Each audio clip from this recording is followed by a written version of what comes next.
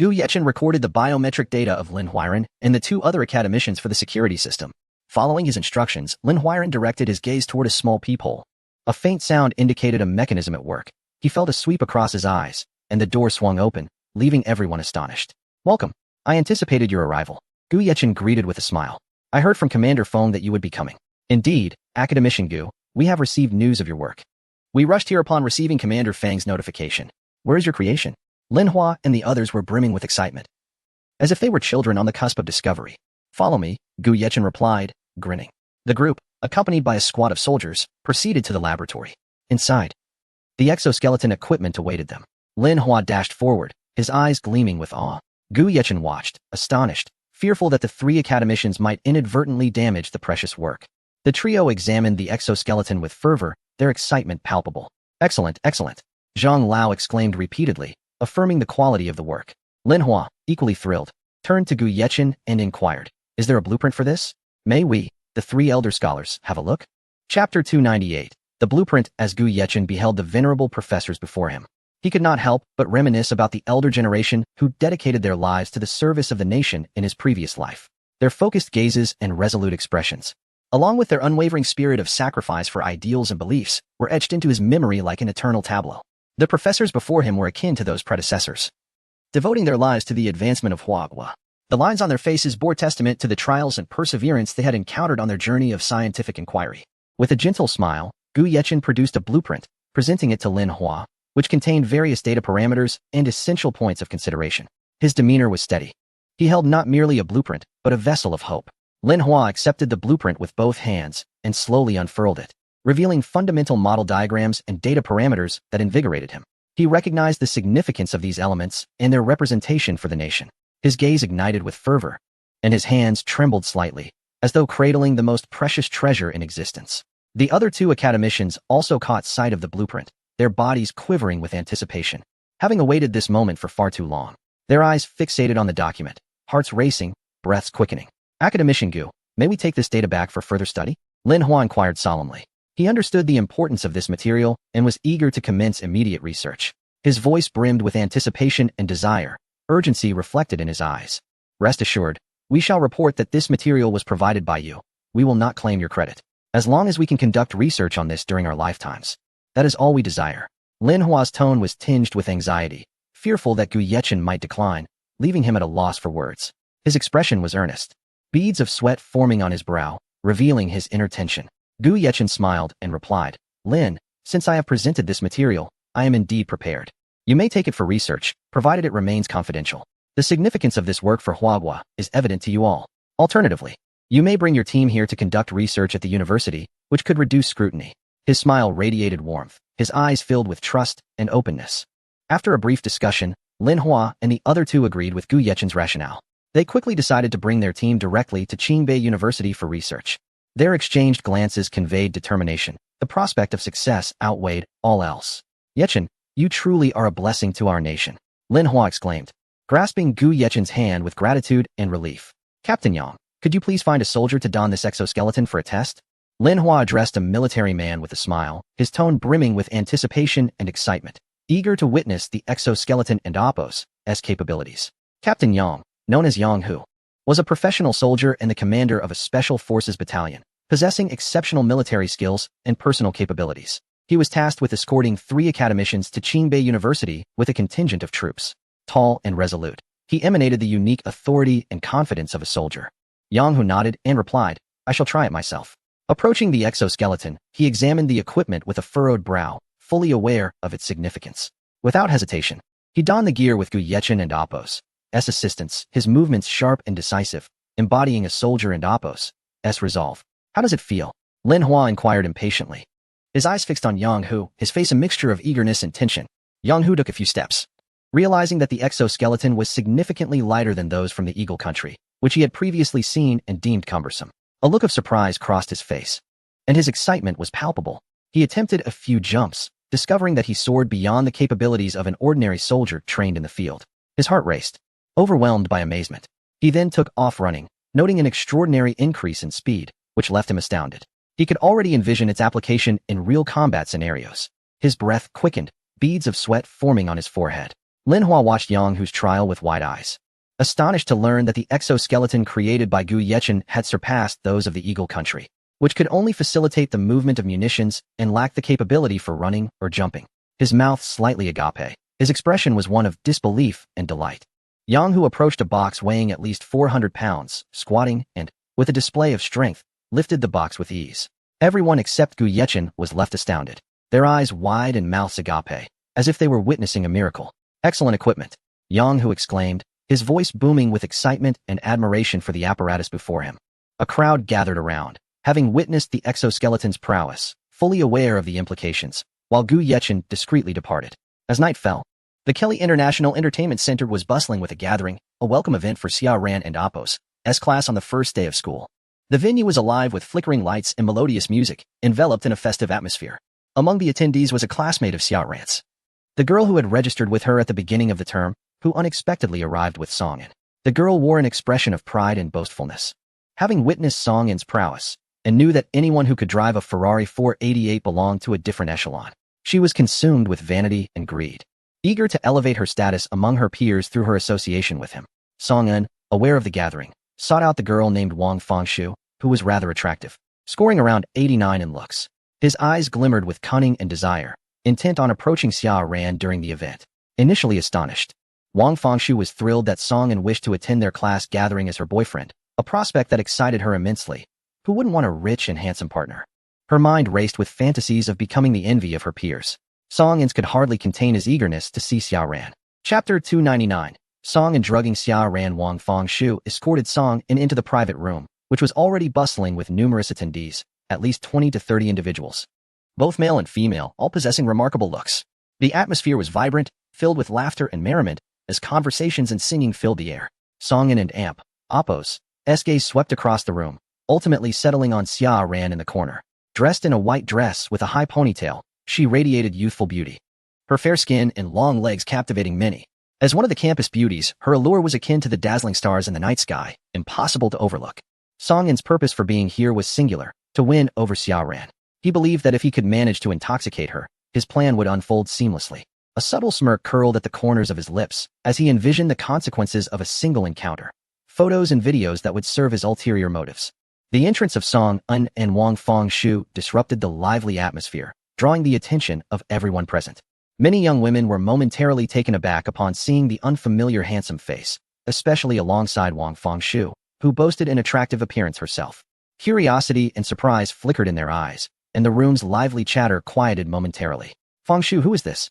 Someone inquired, their voice tinged with intrigue. Wang Fengshu smiled and replied, "This is my boyfriend, Song-in." Her tone brimmed with pride, as if she could hardly contain her excitement. "Hello, everyone. I'm Song-in. I look forward to getting to know you all." His warm demeanor and pleasant tone instantly left a favorable impression on those around him. A charming smile adorned his face, his eyes radiating confidence. "May I ask what your family does, Song brother?" Someone ventured, unable to suppress their curiosity about his designer attire. "Oh, my family runs a small company. Our assets are modest, with an annual net profit of just a few $100 million, Song-in boasted, a hint of pride in his voice. In an instant, astonishment washed over the crowd. A net profit of a few $100 million was hardly typical for a small enterprise, and many cast envious glances toward Wang Fengshu. "Fengshu, I can't believe you've snagged a wealthy heir as your boyfriend. I truly envy you. Xiaoshu, who would have thought you'd achieve financial independence by your sophomore year?" Most gazes were filled with admiration, which swelled Wang Fengshu's chest with pride. Gratifying her vanity, she had long desired to be with someone affluent, tired of watching others thrive in wealth while she did not. This moment filled her with immense joy.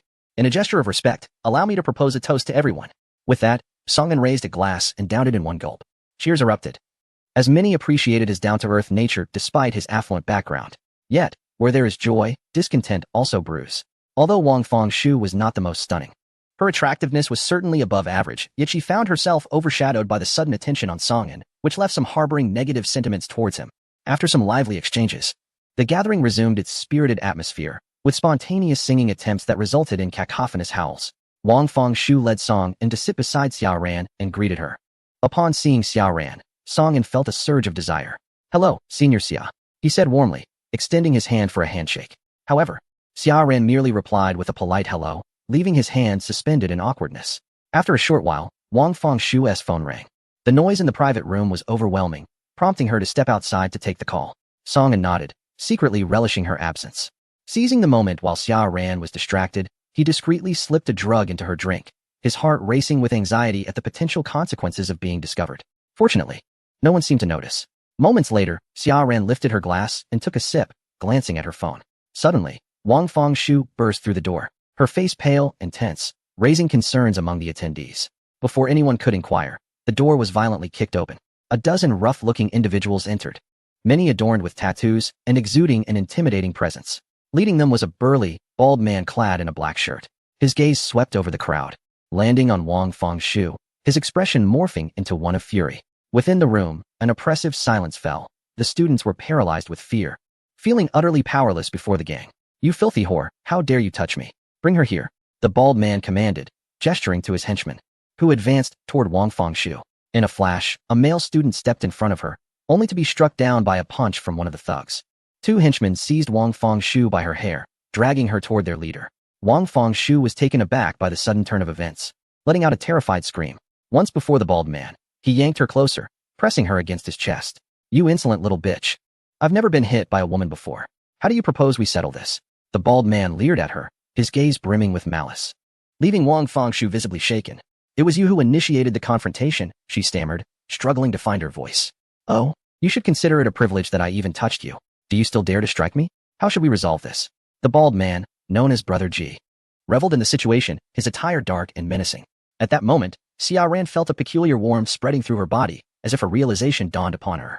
Swiftly, she grabbed her phone and sent a message to Gu Yichun, informing him of her location and predicament. Song In, observing the escalating tension, interjected, "So, Brother G, what do you propose we do?" He stood, confronting the gang leader, keen to resolve the situation and escort Xia Ran away swiftly. 5 million, or none of you leave." Brother G sneered. Song In's face fell. His monthly allowance barely amounted to 200,000. The audacity of demanding 5 million was outrageous. "That's excessive. I only have 500,000 on me. Would you consider resolving this matter with that amount?" he suggested. One of Brother G's henchmen kicked Song In, sending him sprawling to the floor. "You think 50,000 could cover the cost of disrespecting our Brother G? You must be dreaming." Chapter 300. A crushed egg immediately. The young subordinate's gaze swept across the room and landed on Xia Ran, his eyes instantly sparkling with greed and desire, akin to a tomb raider discovering treasures within a grave.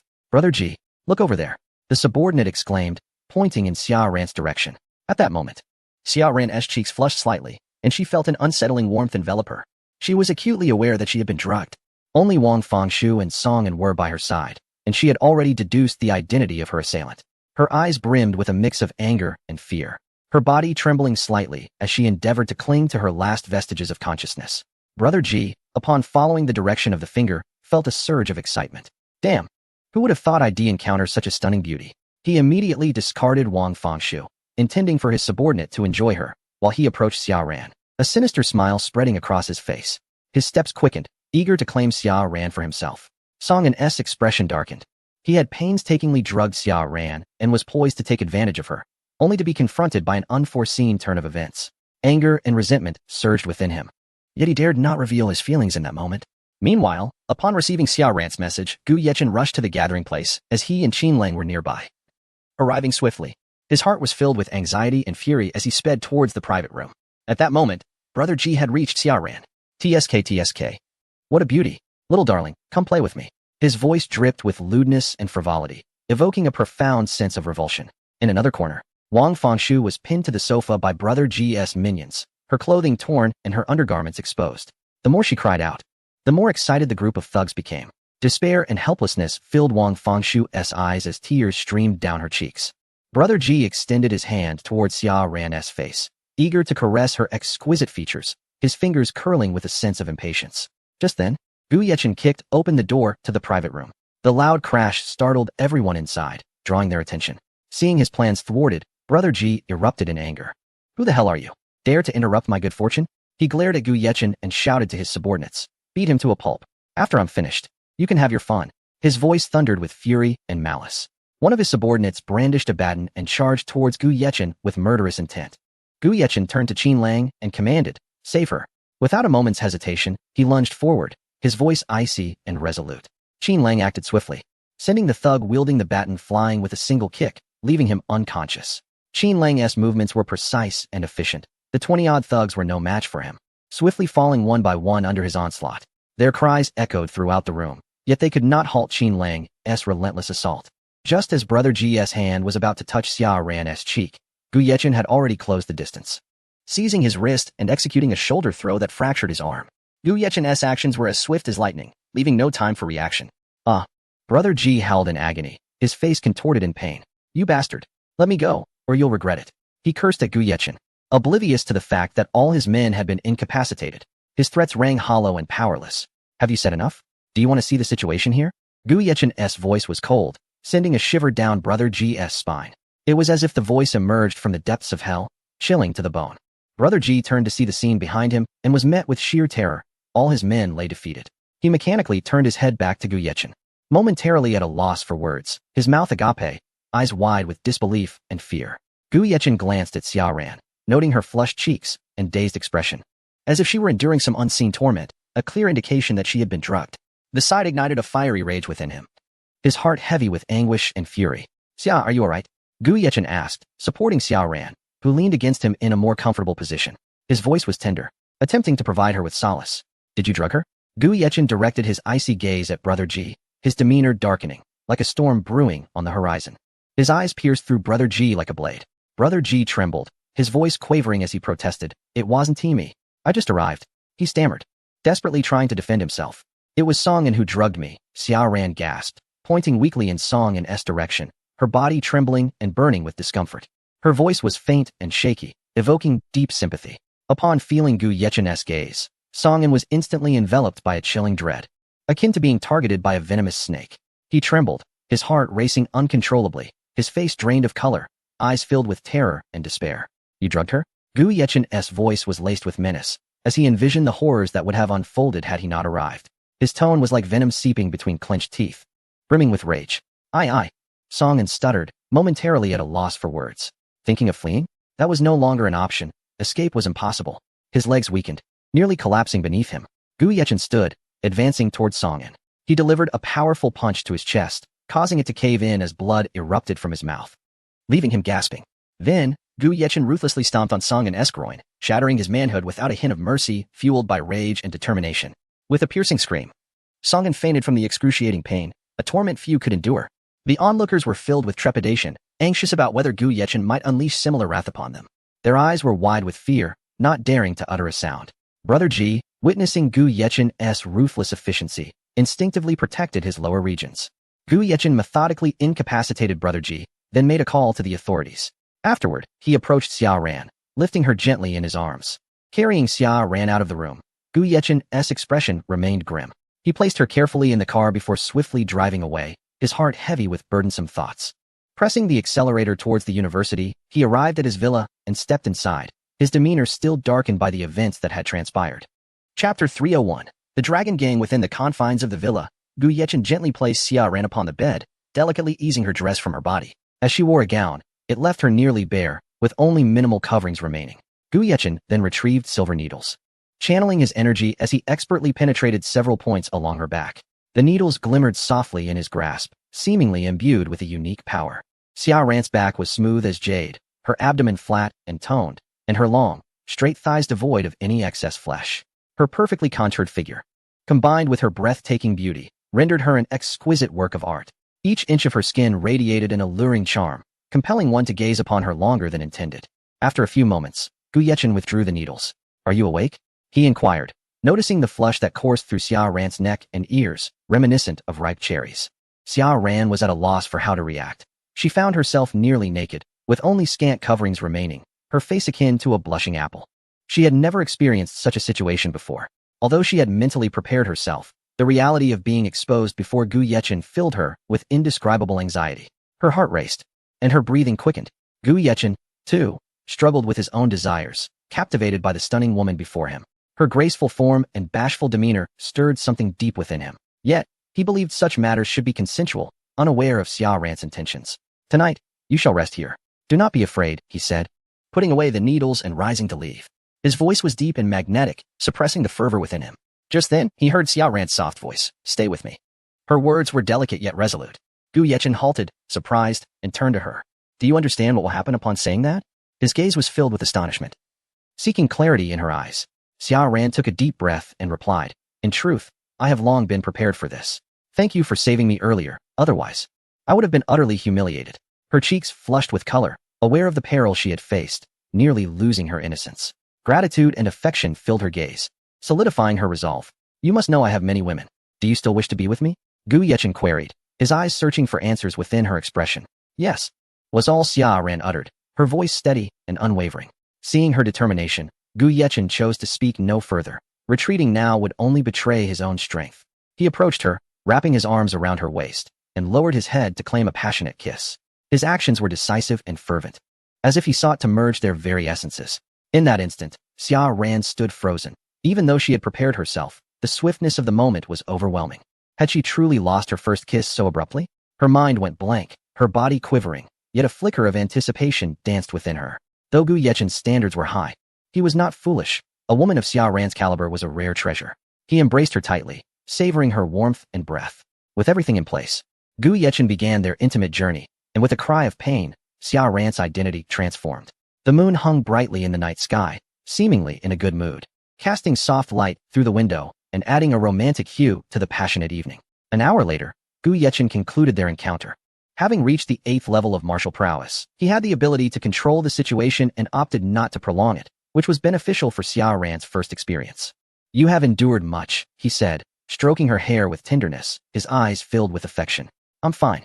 Xia Ran rested her head against his chest, incredulous at what had just transpired, uncertain of what lay ahead. Yet, she felt no regret. Happiness radiated from her, a smile of contentment and peace illuminating her face. "Brother Hu, just now, Brother Ji, and over 20 of our associates had their limbs broken and were taken into custody. One of Ji and Appo's subordinates called a man." A voice reported from an underground casino within an office. A man sat behind a desk, his expression dark as storm clouds, fury evident upon his countenance.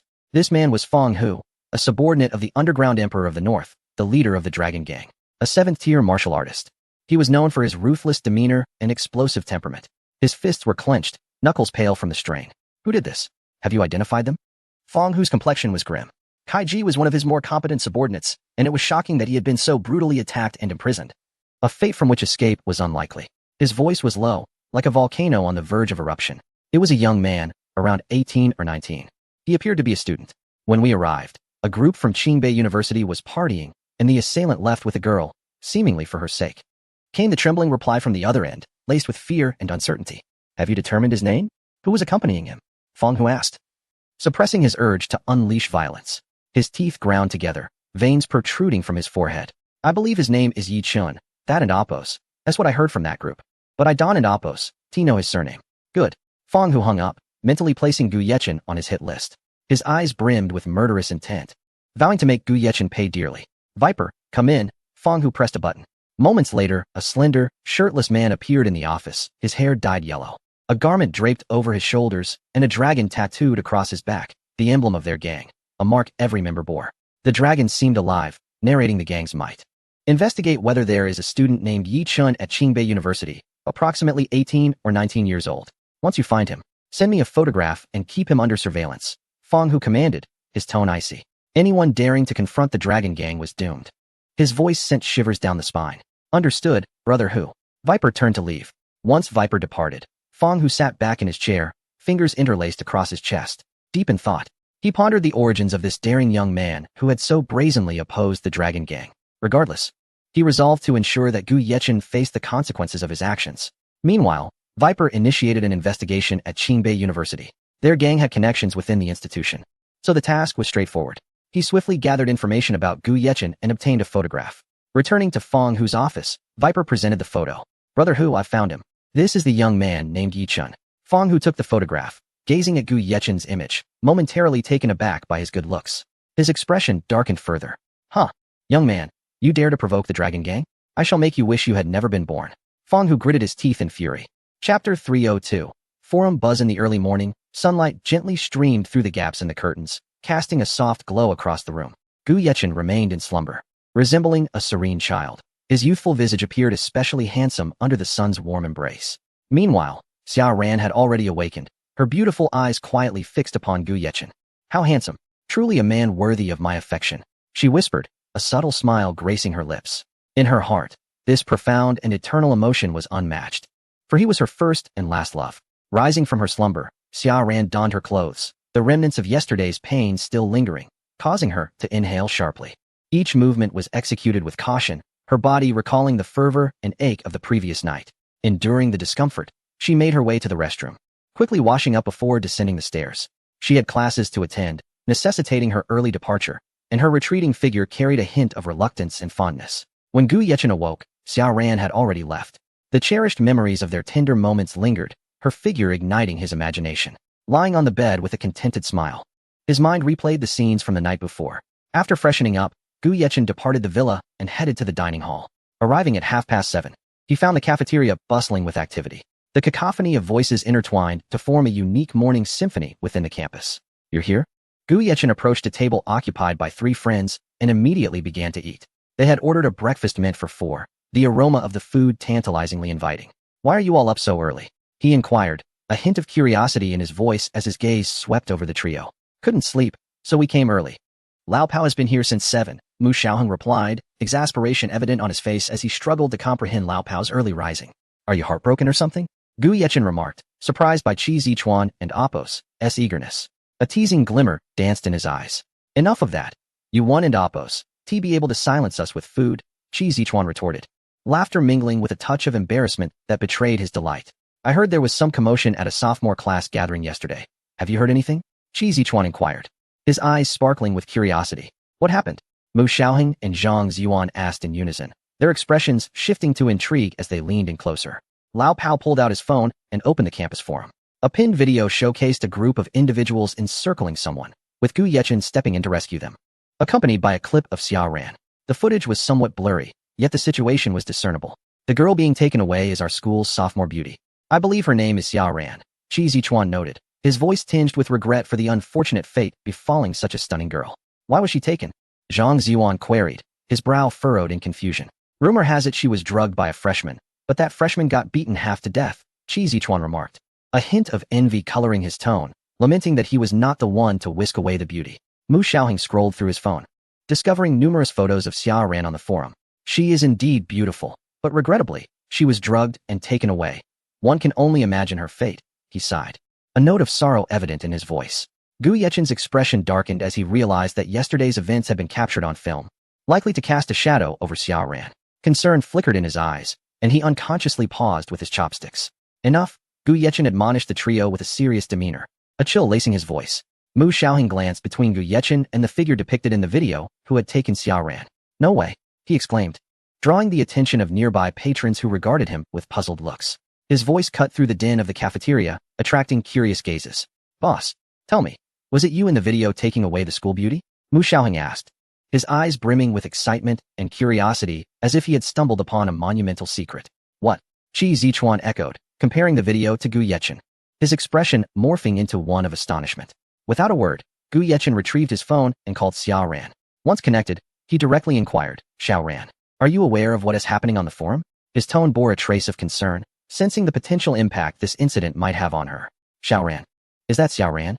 Mu Xiaoheng and the others gasped, shocked to discover that Gu Yechen had taken the school beauty away, their eyes wide with admiration and envy. On the other end of the line, Xia Ran, also dining in the cafeteria, was taken aback by Gu Yechen's call. She had assumed he would not awaken so early. His endearing nickname for her made her cheeks flush as she recalled their shared moments, warming her heart. Her roommate, noticing her reaction, couldn't help but chuckle quietly. "Is that your junior?" her roommate teased. Xia Ran, blushing, nodded and replied into the phone, "It and Apos. S all right. This incident won and Apos. Significantly affect me." Her voice remained gentle, conveying that it was merely a minor inconvenience. Chapter 303. Xia Ran's defamation. As the words fell, many gazes turned towards Xia Ran. The incident involving the school forum had already made headlines the previous day, and by morning, numerous individuals were aware of it.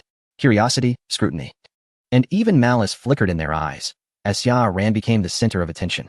Hearing a voice from the phone, Gu Yechen turned around and noticed a familiar silhouette at the third table behind them. The slender figure radiated a sense of familiarity, tightening his heart momentarily. Mu Xiaoheng and the others also glanced in the direction of the voice. "Old Gu, it seems to be your little Xia Ran." Mu Xiaoheng chuckled, his smile brimming with ambiguity and teasing. Gu Yechen shot him a look, filled with helplessness and warning, then stood up and walked towards Xia Ran with a steady gait, saying, may I sit across from you?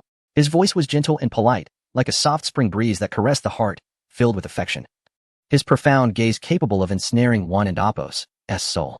Xia Ran turned her head towards the source of the voice, her cheeks flushing instantly. Her eyes sparkled with surprise and shyness, transforming her into a startled fawn, her beautiful gaze shimmering like twinkling stars.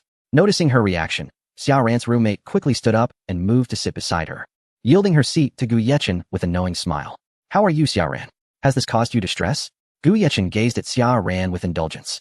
His eyes were filled with concern and tenderness, his soft tone flowing like a gentle stream, nourishing Xia Ran's heart. I'm fine. Xia Ran shook her head, momentarily at a loss for words. She hadn't anticipated Gu Yechen's sudden appearance before her, especially with so many people around, leaving her feeling somewhat embarrassed. Her eyes flickered, hands instinctively fidgeting with the hem of her clothes, resembling a bashful flower, eliciting affection. Do you know who filmed the video? I wish to have a word with the person involved. Gu Yechen and Apos' tone was amicable, yet the underlying meaning was unmistakable. A glint of coldness flashed in his eyes, sending shivers down one's spine. This matter could not simply be brushed aside. Actually, I don't know either. I was completely unaware yesterday. So I still can't fathom who recorded me, Xia Ran replied, shaking her head. Initially, upon learning of the incident, she felt immense fear, worried about the implications and the trouble it might bring. However, she eventually found solace in acceptance. Her voice held a tinge of helplessness and confusion, a slight tremor revealing her inner turmoil. May I borrow your laptop, beautiful? Gu Yechen asked the girl beside Xia Ran. His voice was warm and polite, accompanied by a gentle smile that radiated warmth akin to sunlight, making it hard to refuse. Oh, of course. The girl, realizing, promptly handed over her laptop to Gu Yechen. She had been captivated by his charm, surprised by Xia Ran's handsome junior, her cheeks tinged with a blush, her gaze shy, reminiscent of an innocent maiden. Thank you. Gu Yechen opened the laptop and began to operate it swiftly, his fingers flying over the keyboard, his focus unwavering, leading an observer to believe he was engaged in a crucial battle, beads of sweat forming on his forehead. Curious, Xia Ran stood up, though a twinge of pain lingered. She approached Gu Yechen from behind, watching as he clicked rapidly on the computer. In no time, all videos related to her rescue by Gu Yechen on the campus forum vanished. How did you do that? Xia Ran exclaimed in astonishment, unable to believe that Gu Yechen's casual maneuver could erase all related footage. Her eyes widened, her face a canvas of disbelief, her expression akin to witnessing magic. Nothing much. I and Apos am quite adept at handling such matters, Gu Yechen replied with a smile. The alluring fragrance wafting from Xia Ran enveloped him, intoxicating him with its subtlety. Not only had he deleted the videos, but he had also traced their source. However, it wasn't Apos' from her class. It was from a junior male student. And Gu Yechen planned to confront him shortly. Closing the laptop, he returned it to Xia Ran's roommate, then turned to Xia Ran, saying, let me escort you to class. Xia Ran nodded gently, her cheeks flushed, her bashful demeanor reminiscent of the enchanting hues of twilight. Xia Ran and Apos' roommate, understanding the situation, discreetly left the scene, granting the two some privacy. Together, they exited the cafeteria, sunlight bathing them in warmth, casting two intertwined shadows. Gu Yechen held Xia Ran's small hand, the warmth of his touch instilling a profound sense of security in her as they strolled towards the lecture hall. Meanwhile, the man who had surreptitiously recorded the video remained blissfully unaware of the storm that awaited him. Inside the classroom, a multitude of students from various disciplines had gathered for a shared course. The air was infused with a medley of scents, books, youthful vigor, and the palpable tension of anticipation for the impending lesson. Upon Xia Ran and Apos' entrance, a ripple of commotion ensued. The video of her being escorted away had circulated widely, and even though Gu Yechen had intervened to delete it, the whispers had spread like wildfire. Curious, sympathetic, and malicious gazes converged upon her, igniting an atmosphere of scrutiny. Gu Yechen observed Xia Ran as she made her way to her seat. Despite her efforts to appear composed, her gait bore traces of discomfort, prompting onlookers to draw their own conclusions. Xia Ran, I can't believe you were actually taken away yesterday. And judging by your posture, it seems you were quite thoroughly entertained last night? As soon as Xia Ran settled into her seat, a girl spoke up with a sharp and mocking tone, her voice dripping with jealousy and malice, her eyes glinting with schadenfreude. Xia Ran chose to ignore her, refraining from a response. Yet the girl grew increasingly audacious, brazenly declaring that Xia Ran had been subjected to unspeakable acts. Xia Ran's roommate immediately countered, her voice filled with indignation. How dare you? Xia Ran is nothing like you claim. The roommate's tone was fierce, her gaze laden with disdain for the accuser. However, her retort fell on deaf ears. The crowd was more interested in the spectacle. As the campus bell, every nuance of Xia Ran's life attracted attention, magnifying even the slightest incident. Malicious stares and whispers surged like a tidal wave, enveloping Xia Ran in an overwhelming sense of oppression. The thought of Gu Yechen brought her a modicum of comfort. Not far off, Gu Yechen overheard the derogatory remarks directed at Xia Ran within the classroom. How amusing. Gu Yechen turned and strode towards Xia Ran and Appo's classroom. His steps were steady and powerful, each one resonating with a weighty authority, his eyes ablaze with fury. His woman would not tolerate slander or insult from anyone. As Gu Yechen entered the classroom, the previously raucous atmosphere fell silent. A throng of girls gazed at him with adoration. After all, who could resist a handsome man?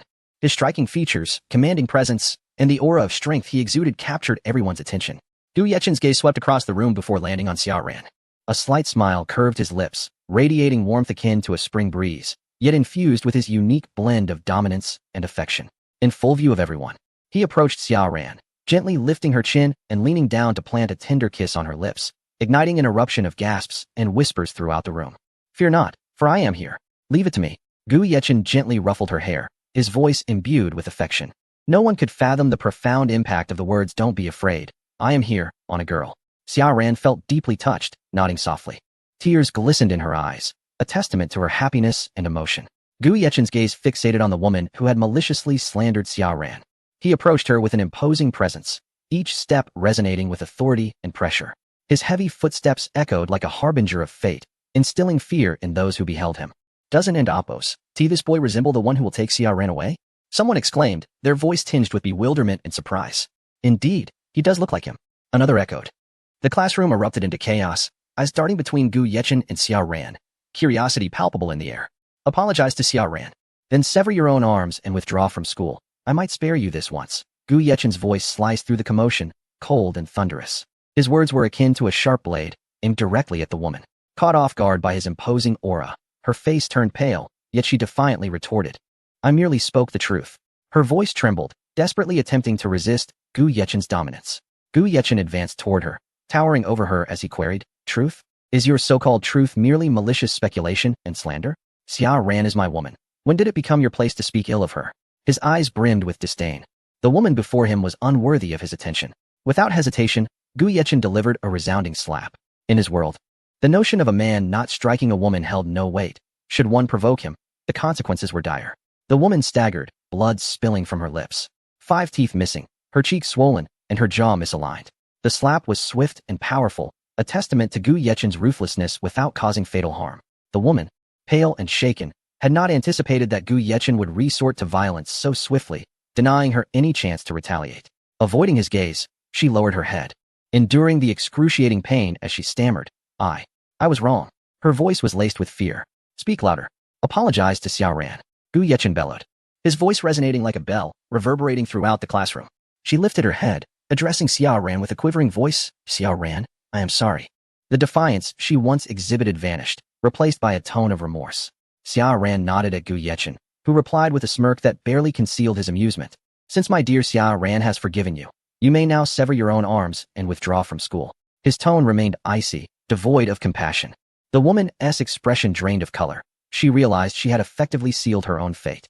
After all was said and done, Gu Yechen turned to Xia Ran, gently assuring her, "Do not fear, for I am here. Should anything arise, simply call me. I shall always be close." Tears shimmering in her eyes, Xia Ran nodded in response. As Gu Yechen prepared to leave, a prompt from the system halted him. "Host, are you not going to confront the one who secretly filmed me?" Upon hearing the system's notification, Gu Yechen paused, engaging in immediate dialogue. "System, do you know where this individual is?" His excitement surged, relieved at not having to search. "Within the classroom you currently occupy, less than 3 meters from Xia Ran. Directly behind and to her right," the system informed him. Gu Yechen turned and walked slowly toward the indicated direction. "Now, speak. Why did you film Xia Ran without her consent?"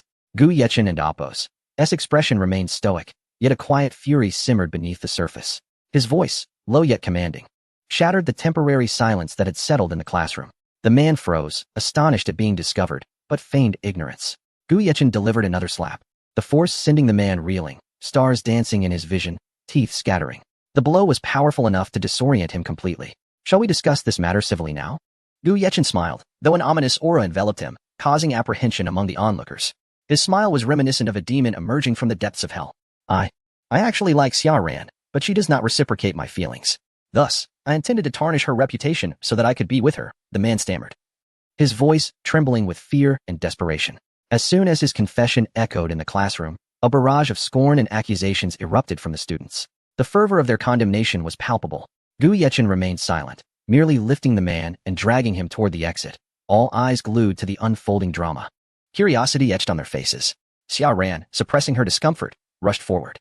"Chen, where are you taking him? Please do not engage in illegal activities on my account." Her voice brimmed with worry and trepidation, her hands gripping Gu Yechen's sleeve tightly. Chapter 304. It is not your fault. Xia Ran was engulfed by fear. Her heart heavy with discomfort, and her body trembled slightly, terrified that Gu Yechen might resort to violence, which would inevitably lead him to the police station. If that were the case, she would rather he remain oblivious to the entire incident. Her heart raced like a drum, threatening to leap from her throat, while her hands clutched the hem of her clothing, her knuckles whitening from the strain. "Rest assured, he won't die," Gu Yechen assured, dialing the authorities, and soon, help arrived. Two officers greeted him with a smile. "Mr. Gu, it's good to see you again." Their eyes held a flicker of respect, akin to encountering a distinguished acquaintance. That respectful gaze was tinged with admiration. Gu Yechen nodded, stating, "This man recorded a video of my girlfriend at a gathering and maliciously edited it. I want him to face the full extent of the law. The specifics are in your hands." His tone was grave, exuding an authority that sent shivers down spines. His voice was icy, yet underscored by unwavering determination. The officers exchanged glances, their expressions grave, pondering the audacity of the man before them. They regarded the individual with incredulity. He was essentially finished. The man's face turned ashen, resembling a deflated balloon, collapsing to the ground, tears of regret welling in his eyes. But it was too late to amend his actions. He realized, in that moment of despair, that Gu Yechen was a person who could sit and share tea with the principal. Regret consumed him, but the reality of the situation was immutable. "Mr. Gu, you need not worry. We will handle this matter," one officer assured him, promising to take appropriate legal action. "Am I causing you trouble?" Xia Ran murmured, her gaze lowered, imbued with guilt. Her voice was a mere whisper, laced with profound remorse, her beautiful eyes shimmering with unshed tears, evoking sympathy. "Do not be foolish. This is not your fault. Anyone who seeks to harm you shall not escape my wrath." Gu Yechen firmly grasped Xia Ran and Apos' hand, his voice tender yet infused with warmth. "I shall take my leave now. Call me if you need anything," he said, placing a gentle kiss upon her lips before turning to depart. That soft kiss was like a gentle spring breeze, suffused with endless tenderness. Gu Yechen drove to the Schengen Hotel, intending to take Zhang Yun to purchase a house, for it was impractical for her to reside in the hotel indefinitely. As he sped along the road, his mood lightened slightly, his mind already envisioning a cozy and inviting home for Zhang Yun. Naturally, a grand estate was his preference. He planned to buy a large manor where he could live with Xia Yutong, Xia Ran, and Zhang Yun. At the Schengen Hotel, a meeting was underway in the conference room. Zhang Yun presided at the head of the table, clad in a sleek black ensemble that exuded an air of authority while retaining her elegance. The tailored suit accentuated her figure perfectly, radiating professionalism and allure. Her gaze was piercing, each expression imbued with gravitas. Upon Gu Yechen and Apos' arrival, he retreated to his office. Though he seldom visited, the space remained immaculate, a reflection of Zhang Yun and Apos' insistence. The pristine office, devoid of dust, basked in sunlight streaming through the windows, creating an atmosphere of tranquility. During the meeting, Zhang Yun had just emphasized the hotel's issues and established a security department. Unlike regular security, this team would specifically ensure the safety of hotel guests. Suddenly, her phone rang. "Excuse me," Zhang Yun said, glancing at the attendees. She had established a rule to keep phones on silent during meetings, a point she reiterated upon her arrival. Her voice was crisp yet carried a hint of chill, deterring any dissent. She glanced at her phone, noticing it was the front desk manager calling, which piqued her curiosity. "Hello, what is it?" Zhang Yun inquired, a hint of perplexity knitting her brow as she speculated on the nature of the call. "Ms. Zhang, the chairman has arrived at the hotel," came the manager's voice, tinged with both tension and excitement. A smile broke across Zhang Yun's previously stoic visage, illuminating the room like blossoms in spring, surprising everyone with her unexpected beauty. That smile melted the icy atmosphere, warming the space with its radiance. "Let us adjourn today's meeting. Return to your respective departments," she declared, reverting to her earlier demeanor. She rose and exited the room, her secretary trailing closely behind. Her heels clicked confidently against the floor, as she eagerly anticipated her meeting with Gu Yechen.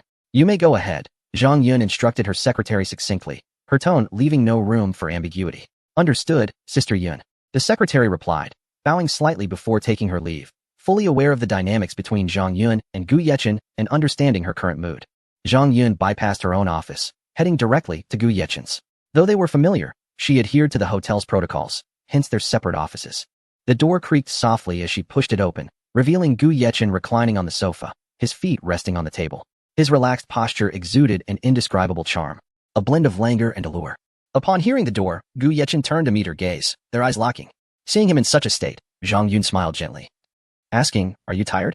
Her voice was soft, flowing like a gentle stream, imbued with concern. She naturally poured him a glass of juice, knowing his preference, always keeping it on hand. Afterward, she moved behind him, offering a massage, her technique honed from her lessons specifically to bring him comfort. Gu Yechen remained silent, placing his right hand over her left as he closed his eyes, reveling in the sensation. The warmth of her small hand enveloped him in bliss. Zhang Yun noticed that Gu Yechen appeared even more handsome than before, whether it was her imagination or simply the longing after days apart. Her gaze was filled with affection and infatuation, her heart swelling with yearning. Then, stealing a glance at Gu Yechen's lips, she inhaled deeply to muster her courage and leaned down to kiss him. Her heart raced wildly. In that moment of fulfillment, a trace of shyness surged within her. Time seemed to suspend, leaving only the two of them in their world. As her lips barely parted, Gu Yechen captured them once more, and they shared a passionate embrace. After 2.5 minutes, he finally released her, and Zhang Yun's breath quickened, her cheeks flushed. "Little one, you've learned to ambush me," Gu Yechen teased, his gaze tender and affectionate. His tone was playful, yet suffused with love. Zhang Yun nestled against him, her face aglow, surprised by her own boldness. Yet warmth enveloped her. For Gu Yechen continued to treat her with kindness. Her heart raced like a startled deer, savoring the warmth of his embrace. The rhythm of his heartbeat resonated like a melodious tune, enchanting her completely. "I missed you," Zhang Yun said, her lips curving into a soft smile. Her voice imbued with a hint of playful affection, evoking tenderness in those who heard it. Her gentle tone stirred ripples across the calm surface of a lake. Gu Yechen paused, momentarily taken aback, but said nothing further as he swept her into the bedroom. His urgent movements were fueled by desire and passion. Zhang Yun was astonished that merely expressing her longing would lead Gu Yechen to whisk her away for such intimate moments. She felt a mix of surprise and shyness.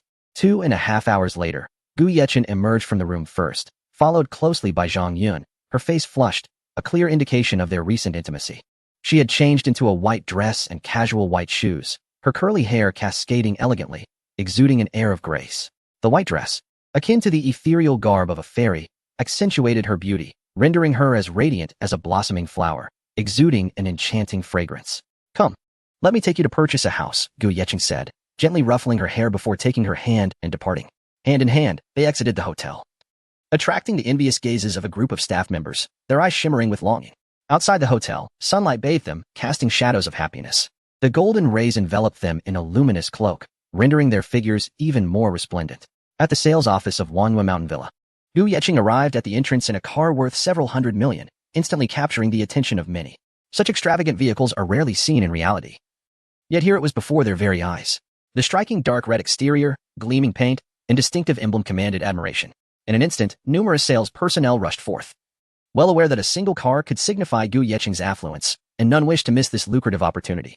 Their eyes sparkled with desire and excitement, perceiving Gu Yechen as a veritable goldmine. As Gu Yechen stepped out of the car, he was immediately surrounded by a throng of eager individuals. Their chatter reminiscent of a swarm of buzzing flies, irritating him with their incessant noise. It was akin to the unsettling sounds of mosquitoes during sleep, or the faint rustling of cockroaches in the dark, causing Gu Yechen to furrow his brow. He firmly grasped Zhang Yun's delicate hand and strode into the sales office, while the crowd continued to follow, attempting to capture his attention with their incessant introductions. "Is this how you welcome your guests?" Gu Yechen could no longer contain his annoyance, halting in his tracks with a frosty demeanor. His voice was frigid, laced with disdain, akin to the chill of a winter wind that sent shivers down spines. The crowd fell silent, suddenly aware that their previous behavior had been excessive, and they hastily apologized to Gu Yechen and Zhang Yun. Their faces were etched with remorse and trepidation, fully cognizant that their actions had crossed a line, risking their employment should Gu Yechen choose to escalate the matter. At that moment, the sales office manager hurriedly approached, having witnessed the scene unfold. Observing the luxury vehicle and the inappropriate pursuit of Gu Yechen by his staff, beads of sweat dotted his forehead, his heart racing with anxiety. "Good day, sir and miss. I am the manager of the Wanhua Mountain Villa sales office. My surname is Chin. May I inquire how to address you?" The manager's chest rose and fell slightly, apprehensive that the earlier conduct of his employees might tarnish his establishment and Oppo's reputation. His voice trembled slightly as he endeavored to maintain composure. "I am Gu, and she is Zhang," Gu Yechen replied, his expression softening slightly at the manager's demeanor. His gaze was scrutinizing, assessing the manager's capabilities. "Mr. Gu, Miss Zhang, I sincerely apologize for my employee's behavior. It is my failure to train them adequately, Manager Chen stated, bowing deeply with genuine humility. I accept your apology. Their behavior was indeed unbecoming for a sales team. Gu Yeqing remarked as he stepped inside, his stride steady and imbued with authority. Mr. Gu, may I ask what type of property you're interested in? Manager Chen queried. Closely trailing Gu Yeqing, cautious in his inquiry. Is there a larger estate available? Gu Yeqing asked, his gaze sweeping the surroundings as he formulated preliminary ideas in his mind. The manager's heart leaped with joy as he eagerly responded, yes, indeed. Right this way. He led Gu Yeqing and Zhang Yun to the model display, his steps brisk, eager not to squander this rare opportunity. Mr. Gu, Miss Zhang, this is our current villa district for sale at Wangyue Mountain, primarily consisting of second-hand properties. Though all are new and unoccupied, he indicated, gesturing towards the intricate model that brilliantly showcased the entire villa area. Gu Yeqing glanced at Zhang Yun, his voice imbued with tenderness as he asked, which one do you desire? His gaze was solely focused on her, radiating warmth. Zhang Yun was taken aback, surprised that Gu Yeqing had brought her here and even allowed her to choose. It filled her heart with an indescribable feeling, a sensation of being cherished and respected, overwhelming her with emotion. You choose. I will like whatever you select, she replied, a gentle smile gracing her lips, exuding warmth and thoughtfulness. Her eyes sparkled with trust and reliance, cognizant that Gu Yeqing's choice of her was her happiness, and she dared not wish for too much. Take me to see this one, Gu Yeqing instructed, pointing at the model of a villa estate that sprawled over 5,000 square meters, encompassing 5 acres. The design, as depicted in the photographs, was a masterful blend of modern and classical styles, captivating all who beheld it. Chapter 305, 3 billion, intercepted upon hearing this. The manager's face broke into a smile, for the location pointed out by Gu Yeqing was the most expensive, with a price of 600,000 per square meter. Nestled within the third ring road, Wangyue Villa was constructed atop a mountain, with Wangyue Peak crowning its summit. His heart brimmed with exhilaration as he envisioned a substantial commission soon to be realized. Wangyue Mountain, the highest peak within the 5-ring expanse of the entire Kyoto, was home to only the affluent and the elite. The environment here was exquisite, the air crisp, and the security measures were exceptionally robust, ensuring privacy to an admirable degree, making it a coveted abode for countless individuals. Very well, Mr. Gu. However, we must first verify your assets, the manager respectfully stated, his tone laced with caution. For this was indeed a tremendous transaction. My surname is Gu, and my full name is Gu Yeqing, chairman of the Shungen Group. You may verify this, Gu Yeqing said, taking a seat on a sofa and producing a card with a smile. He was well aware that this was standard protocol, given the magnitude of the monetary exchange. His posture exuded composure, reflecting an innate confidence, even carrying the aura of authority. The manager, upon checking the information provided by Gu Yeqing and the various asset certifications, was left utterly astounded. The findings were staggering. Not only did Gu Yeqing possess considerable assets in Kyoto, but he also owned companies in Shanghai City that rivaled the stature of Shungen Group. His mouth agape, eyes filled with incredulity and reverence. Are we ready? Gu Yeqing inquired, his voice breaking the manager's stupor and drawing him back to reality. Why yes, we are, the manager stammered, wiping the sweat from his brow, his body trembling slightly. He pondered whether to introduce his daughter to this remarkable man, but the thought was quickly extinguished, aware of how absurd and perilous such an idea was. Then let us proceed, Gu Yeqing said with a smile, rising to walk out. His figure appeared particularly imposing under the sunlight, while the manager, trailing behind, viewed Gu Yeqing as an insurmountable mountain. The manager guided them to the opulent villa estate. Throughout the journey, his mind remained in a state of agitation, continually marveling at Gu Yeqing and Appo's wealth and stature. Wangyue Villa was perched on the mountain, and upon exiting the sales office, they ventured upward, entering the secured premises of the estate. Upon arriving before the villa, Gu Yeqing and Zhang Yun were captivated by the stunning scenery, a lush garden, a gently flowing stream, and artificial hills adorned with cascading water, where goldfish swam gracefully. The sight of Gu Yeqing and Zhang Yun elicited bubbles from the fish. Mr. Gu, Miss Zhang, welcome to the garden. The entire area spans 2,000 square meters, encompassing both front and back gardens. There is one main building and 2 auxiliary structures. The manager explained as they walked, maintaining a courteous demeanor. Before them stood a magnificent edifice, a sight akin to a dream. Upon opening the door, they were greeted by an entrance hall measuring 50 square meters. Mr. Gu, this is your new home, comprising 5 levels, 2 underground and 3 above. This is the foyer. Upon returning home, you may change your shoes here. The manager beamed. Gu Yeqing found nothing particularly remarkable about it. This is the grand hall, featuring a spacious double-height design. The manager continued, enthusiastically detailing each aspect, clearly relishing the task. Indeed, it was a residence equipped with all essentials, and Gu Yeqing was quite satisfied, envisioning a future where he could reside here with his beloved or alternatively, acquire an expansive estate in Shanghai for their lifestyle. Do you like it? Gu Yeqing turned to Zhang Yun, softly asking. Zhang Yun nodded, her eyes shimmering with happiness, gazing at Gu Yeqing with adoration. I love it. As long as I am with you, I will cherish any place. Gu Yeqing smiled, replying, then it is settled. This will be our home.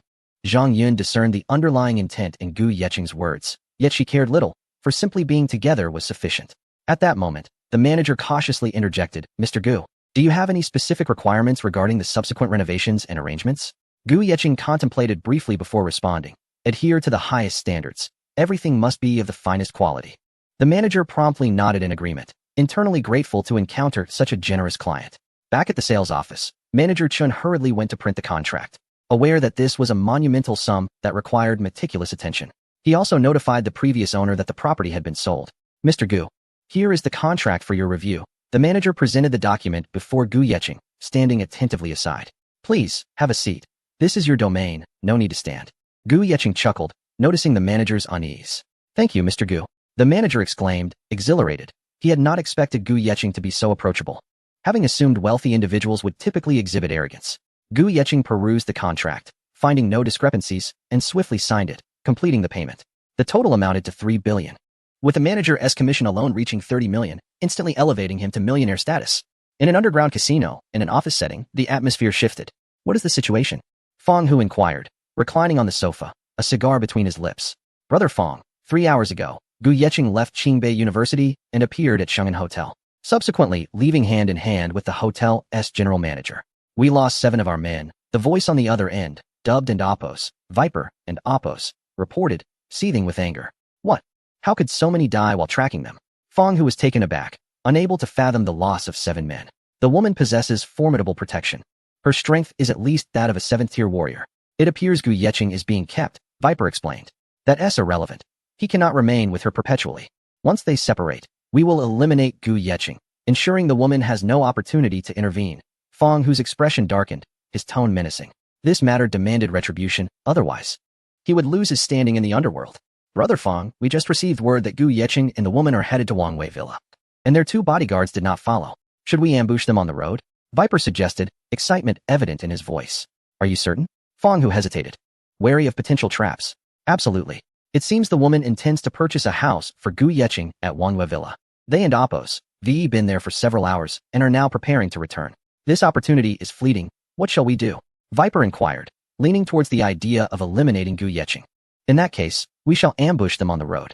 Bring along 2 6th-tier warriors and ensure the operation is executed flawlessly. Fong Hu contemplated, his gaze drifting towards the window as he sank into thought. A glimmer of ruthlessness flickered in his eyes, envisioning Gu Yeqing lying in a pool of blood. Understood. Brother Hu, Viper affirmed, with 2 6th-tier warriors at his disposal, along with himself, Gu Yeqing would undoubtedly be beyond rescue. However, amidst their meticulous planning, they failed to recognize that Lu Wanzheng had angered Gu Yeqing, leading to Lu Yuan's demise. Their overconfidence blinded them, as they presumed brute strength would effortlessly resolve all conflicts. They would never conceive that Gu Yeqing's might surpass their own. On the road, as Gu Yeqing drove Zhang Yun back to the hotel, the clock had just passed 6 in the evening, when they were suddenly surrounded by over 50 individuals, blocking their path. The atmosphere shifted to one of tension and oppression. Stay in the car. Do not exit, Gu Yeqing instructed, gently patting Zhang Yun's head before opening the door and stepping outside, resolutely closing it behind him without a hint of hesitation. Are you Gu Yeqing? The venomous serpent gazed enviously at the strikingly handsome man before him. His voice dripped with a hint of provocation and disdain, for Gu Yeqing appeared merely as a youth, one he had dispatched several of in the past. Who are you? Gu Yeqing's expression was dark as he stood resolutely, no longer in need of a pseudonym and thus unperturbed. His piercing gaze scrutinized the group before him. Here to take your life. With that, the serpent waved his hand, and a throng surged toward Gu Yeqing, brimming with arrogance. Confident in their overwhelming numbers against a single opponent, Gu Yeqing surveyed the crowd with bemusement. The most formidable among them barely reached the 6th tier of martial prowess, while the others scarcely exceeded the 4th tier. Did they truly underestimate him to such an extent? A slight smirk of derision graced his lips. Inside the vehicle, Zhang Yun watched anxiously, her heart racing. Though she had faith in Gu Yeqing, the sheer number of adversaries instilled fear for his safety. Her palms were clammy as she clutched them tightly together. In a flurry, she dialed the phone, reaching out to Gao Shi and his companion, who were engaged in their fitness routine at the gym within the Sheng and Oppos and hotel. Upon receiving her call, Gao Shi furrowed his brow and answered gravely, "Hello, sister-in-law. What is it?" Despite being older than Gu Yechen, they had pledged their loyalty to him. Zhang Yun, disregarding the formality, urgently relayed, "I encountered a group of over 50 people on the way back with Chen, and they are currently confronting him." Her voice was laced with anxiety. Gao Shi and his companion exchanged apprehensive glances but maintained their composure, well aware of Gu Yechen's formidable skills. "Miss Zhang, rest assured, Mr. Gu's capabilities are beyond question," Gao Shi assured her, attempting to ease her tension. Just as relief began to wash over her, another wave of attackers emerged, charging toward Gu Yechen, while a few veered toward Zhang Yun, thrusting her back into panic. "What? Damn it, we're on our way," Gao Shi declared, ready to spring into action. But a voice from the other end of the line calmed their racing hearts. The assailants converging on Zhang Yun were swiftly dispatched. "Miss Zhang, are you unharmed?" Qin Lang, cigarette in mouth, stood by observing Gu Yechen's display of prowess. Initially reluctant to intervene, he had no choice upon witnessing the threat to Zhang Yun, knowing full well the consequences should anything happen to her. His voice was steady, imbued with a reassuring strength. "You've arrived, Brother Qin?" Zhang Yun exhaled in relief. Recognizing Qin Lang as Gu Yechen's bodyguard, a seasoned warrior alongside Gu Yechen, a grateful smile illuminated her face. "Fear not, such numbers cannot hope to challenge Mr. Gu." Qin Lang replied with a grin, his confidence unwavering. After all, he had seen Gu Yechen vanquish even 8th-tier martial artists. The highest among this lot was merely 6th tier. Before long, only 3 6th-tier warriors remained, all others having been felled by Gu Yechen's swift and ghostly movements, impossible to track. "Now speak. Who do you serve? Which faction sent you?" Gu Yechen inquired, his smile tinged with a chill that sent shivers down their spines. The venomous serpent and his companions were bewildered, unable to fathom how they had failed to subdue a single Gu Yechen despite their numbers, now reduced to just 3. Their eyes mirrored disdain. "Attack!" the serpent commanded, and 2 6th-tier warriors lunged at Gu Yechen. Sensing he was outmatched, the serpent attempted to flee, only to be met with Qin Lang's swift kick, sending him sprawling. "Who are you?" "I am a member of the Dragon Gang. Release me," the serpent exclaimed, shock evident on his face, realizing too late the strength he faced. His voice trembled as he tried to invoke the Dragon Gang's name as a threat. In mere 4 moves, Gu Yechen dispatched the 2 6th-tier warriors with precision and finesse. Initially holding back, but their ineptitude forced his hand. After dealing with them, he approached Zhang Yun, amusement etched on his face. He was the master here. Yet his bodyguard stood vigil. "You've come?" he teased, his tone light yet pointed. Qin Lang nodded. "Sir, this is your moment to shine." However, this fellow attempted to escape. An awkward smile crossed his face. "Now tell me who sent you?" Gu Yechen's lips curled into a cold smile, his eyes fierce. The serpent felt a wave of dread wash over him, his body trembling under Gu Yechen's penetrating gaze. "Kill me if you must," he stammered, fear clashing with a facade of bravado. Chapter 306. The terror of the dark room. Gu Yechen furrowed his brow, unexpectedly confronted by a person of integrity. He had just mentioned their affiliation with the Dragon Gang. Qin Lang leaned in closer to Gu Yechen and Apos' ear and whispered. Gu Yechen and Apos' gaze darkened further, reminiscent of the ominous stillness before a tempest. The Dragon Gang? He had never heard of it. He was determined to discover the audacity of this group that dared to send someone to assassinate him. "Bring him back. I shall interrogate him thoroughly. I must see what schemes the Dragon Gang is concocting," Gu Yechen stated coldly, his voice laced with a chilling intensity that sent shivers down one's spine. Qin Lang nodded in acknowledgement, promptly breaking the limbs of the venomous snake before lifting him as one would a mere chick. His movements were swift and decisive, devoid of any pity. Upon returning to the Schengen Hotel, Gu Yechen sank into the sofa, his expression dark, as if shadows were poised to drip from his countenance. "The Dragon Gang, huh? How dare they provoke me? They shall pay dearly for their insolence." Gu Yechen's tone was frigid, a palpable aura of murderous intent enveloping him. Even Qin Lang and the others could sense Gu Yechen's fury, akin to surging tides that threatened to engulf everything in their path. Zhang Yun gently clasped his hand, offering silent support and solace. Her gaze was tender yet resolute, conveying that no matter what transpired, she would remain by his side. Meanwhile, the venomous snake found himself confined in a lightless chamber, a situation that cultivates the deepest dread within one's heart. Surrounded by impenetrable darkness, he felt as though the world had forsaken him. Fear consumed him. He realized he had tangled with someone far beyond his reckoning. On the other side, Fong Hu awaited news from the venomous snake and his cohort. As the Dragon Gang's leader, he managed several establishments, with the underground casino being merely one of them, above which lay a cabaret. Inside, lights flickered, and deafening music resonated as revelers danced with abandon. Yet, Fong Hu found no joy in this raucous atmosphere. Seated in his office, a grave expression marked his features, his eyelids fluttered, an instinctive sense of foreboding gnawing at him. He dialed the venomous snake's number. It connected but went unanswered. It appeared they had engaged in conflict, leaving no time for communication. Fong Hu sipped his tea, striving to compose himself. Yet his trembling hands betrayed his inner turmoil. He steadied his resolve, reminding himself that those who opposed the Dragon Gang typically met with dire consequences. Half an hour passed, and unease crept into Fong Hu's heart. By now, he expected results, yet silence reigned. An ominous premonition began to swell within him, beads of perspiration forming on his brow. He called the venomous snake once more, but still, there was no response. Others were equally unreachable. A realization dawned upon him. 3 6th-tier warriors should not have encountered trouble.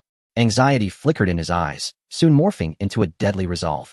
He gripped his phone tightly, knuckles whitening with exertion. Within the Shungin Hotel, the venomous snake felt disoriented. 40 minutes had elapsed. It felt as though time itself had ceased. In the suffocating darkness, his vision was obscured, and the acute pain from his shattered limbs washed over him like waves, amplifying his psychological torment. Initially, he had felt indifferent, but gradually, his breath quickened, enveloped by an encroaching dread. I'll talk. Please let me out of this dark room. At last, the venomous snake could no longer endure the oppressive atmosphere. He would rather face death outside than be consumed by terror in this abyss. His voice trembled with desperation. Mr.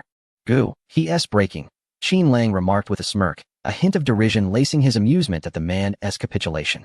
Gu Yechen rose and proceeded toward the dark chamber where the venomous snake was held. Zhang Yun refrained from following, as Gu Yechen wished to shield her from the brutality of the situation. Upon entering, Gu Yechen looked down upon the venomous snake, who appeared disoriented. The sight of Gu Yechen stirred excitement within him. He yearned to escape the dark room. His eyes shone with a desperate longing for light and freedom. I'll tell you everything. Just get me out of here, the venomous snake exclaimed, his tone frantic and urgent. Gu Yechen turned to leave, and Gao Shi promptly hoisted the man up and carried him out. Speak, Gu Yechen commanded as he settled into the sofa, with Qin Lang and the others standing vigil beside him, their expressions serious and authoritative. This time, it was our gang leader who ordered action against you, as your actions indirectly led to the arrest of over 20 of our subordinates, the venomous snake stammered, visibly uneasy and unable to meet Gu Yechen's penetrating gaze. Gu Yechen remained impassive, pondering the events he was unaware of. It was the night of the university gathering, the venomous snake hastily added, fearing Gu Yechen might cast him back into the darkroom in displeasure. Gu Yechen's thoughts crystallized, a slight smile forming on his lips. So, your leader sought to have me killed? Does he not comprehend his own limitations? His tone dripped with disdain. Such meager strength dared to challenge him?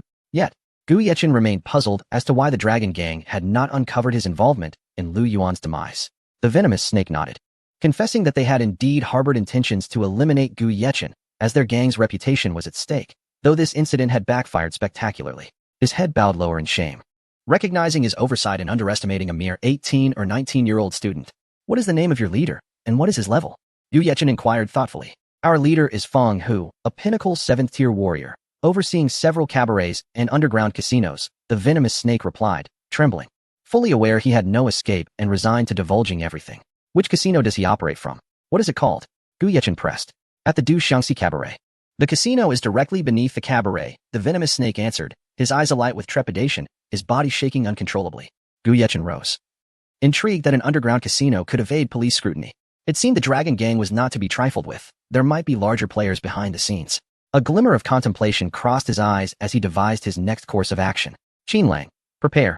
Tonight we shall pay a visit to this Fong Hu. Gu Yechen instructed. Yes, sir, Qin Lang replied affirmatively. At the Du Xiangxi Cabaret, a luxurious Mercedes-Benz G-Class rolled to a stop at the entrance. Gu Yechen alighted, clad in a tailored suit that exuded elegance and charm, his deep-set eyes captivating all who dared to meet his gaze. The suit impeccably accentuated his tall frame, each line radiating an unparalleled allure. Accompanied by Qin Lang, they approached the cabaret's entrance. Welcome, gentlemen. Please, step inside. A security guard greeted them with a professional smile, though his eyes betrayed a glimmer of scrutiny. Qin Lang parked the vehicle and joined Gu Yechen as they entered the cabaret. Described as a cabaret, it was more aptly characterized as a unique establishment, featuring a dance floor and a bar for patrons to indulge and unwind. Multicolored lights flickered, the music thundering, and the air thick with a mingled sense of smoke, alcohol, and perfume. Upon entering the dance hall, Gu Yechen and Qin Lang found a table, ordering 2 drinks. Their gaze swept calmly across the surroundings, as if observing something of significance. The men and women before them appeared to revel in their indulgence, embracing and kissing with abandon. Some even danced while locked in a passionate kiss, creating a scene rife with chaos. The hedonistic atmosphere felt akin to being ensnared in a vortex of desire. Hey, handsome, would you care to dance? At that moment, a woman approached and seated herself beside Gu Yechen, adjusting her posture to accentuate her figure. With a flirtatious smile, she wore exceedingly short shorts and a tank top, topped off with a hat and a thick layer of makeup. Gu Yechen was taken aback by her appearance. Her eyes brimmed with anticipation and seduction as her body inched closer to him. Just as she leaned in, Qin Lang stood up and plopped down next to Gu Yechen, casting an indifferent glance at the woman. His demeanor was cold. After all, such women were hardly worthy of his boss and Appo's attention. "Miss, I must apologize, but our young master has a penchant for cleanliness," Qin Lang remarked in a flat tone, yet the subtle pressure emanating from him left the woman momentarily dazed. Though his voice was soft, it carried a weight of authority. "Hey, handsome, here is my contact information. Call me if you're interested." The woman placed a business card before Gu Yechen, smiling coyly and throwing a flirtatious glance. Unwilling to concede defeat so easily, she made one last attempt. Gu Yechen glanced at Qin Lang and then at the card. Qin Lang immediately understood the unspoken cue. He lit the card aflame and placed it in the ashtray. The flickering flames served as a resounding rejection of the woman's advances. Witnessing this moment, the woman's expression shifted to one of anger and embarrassment, her face paling despite the dim lighting. To her, this was an affront of the highest order. She stormed over to a nearby table filled with a motley crew of revelers, clad in vibrant colors and sporting outrageous hairstyles that starkly contrasted with the environment. "How did it go? Did you manage to win him over?" A man with a frizzy hairstyle inquired upon her return, his voice laced with curiosity and anticipation.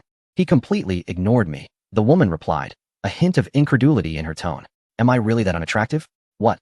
You, a master of mingling, couldn't he charm him?" The frizzy-haired man looked astonished, his eyes wide with disbelief.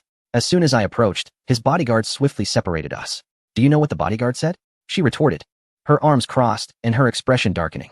"What? Did he say you were beautiful?" he asked, still caught up in his own imagination. "He said their young master has a cleanliness obsession and instructed me to keep my distance," she exclaimed, raising her voice in indignation. "What? You were rejected?" The frizzy-haired man leapt to his feet, agitation evident in his demeanor as if he had been deeply insulted. "We should confront him. How dare he speak to us like that?" he cursed, his companions eager for a confrontation, their eyes blazing with anger, ready to escalate the matter if an apology was not forthcoming. "Perhaps we should let it go. He doesn't seem like an ordinary person." "We might be in over our heads," the woman suggested, a twinge of regret creeping into her heart as she recognized the potential trouble she had stirred. "Fear not. This is Tiger Gu's territory. We are allied with Snake Gu, and thus part of the Dragon Gang. Do they dare to cause trouble here?" The frizzy-haired man scoffed, his arrogance and bravado shining through. With the names of the Dragon Gang and the poisonous snake backing them, they felt invincible. "How about it?" he continued, pressing her for a decision. "Very well," she hesitated, sensing that Gu Yechen was no ordinary individual due to his remarkable aura, hoping to avoid crossing paths with someone formidable. Anxiety gripped her heart, yet the pressure from her companions compelled her to acquiesce. A group of them stood, clutching bottles of alcohol as they advanced toward Gu Yechen and Qin Lang, their strides assertive and their demeanor brash. "Let us go find someone to ask about the casino," Gu Yechen declared, rising with a smile. His grin was as refreshing as a spring breeze, capturing the attention of a nearby woman who was instantly drawn to him. His composure and calmness were undeniable. After all, wealth bestowed a certain confidence. "Stop right there." The frizzy-haired man stepped forward, blocking Gu Yechen's path. Gu Yechen had intended to inquire about the casino, but before he could take a step, he was obstructed, irritation bubbling within him as his brow furrowed and displeasure flickered in his gaze. "Is there something you need?" Gu Yechen responded, his tone frosty. Despite the presence of 7 or 8 individuals wielding bottles, they posed no threat to him.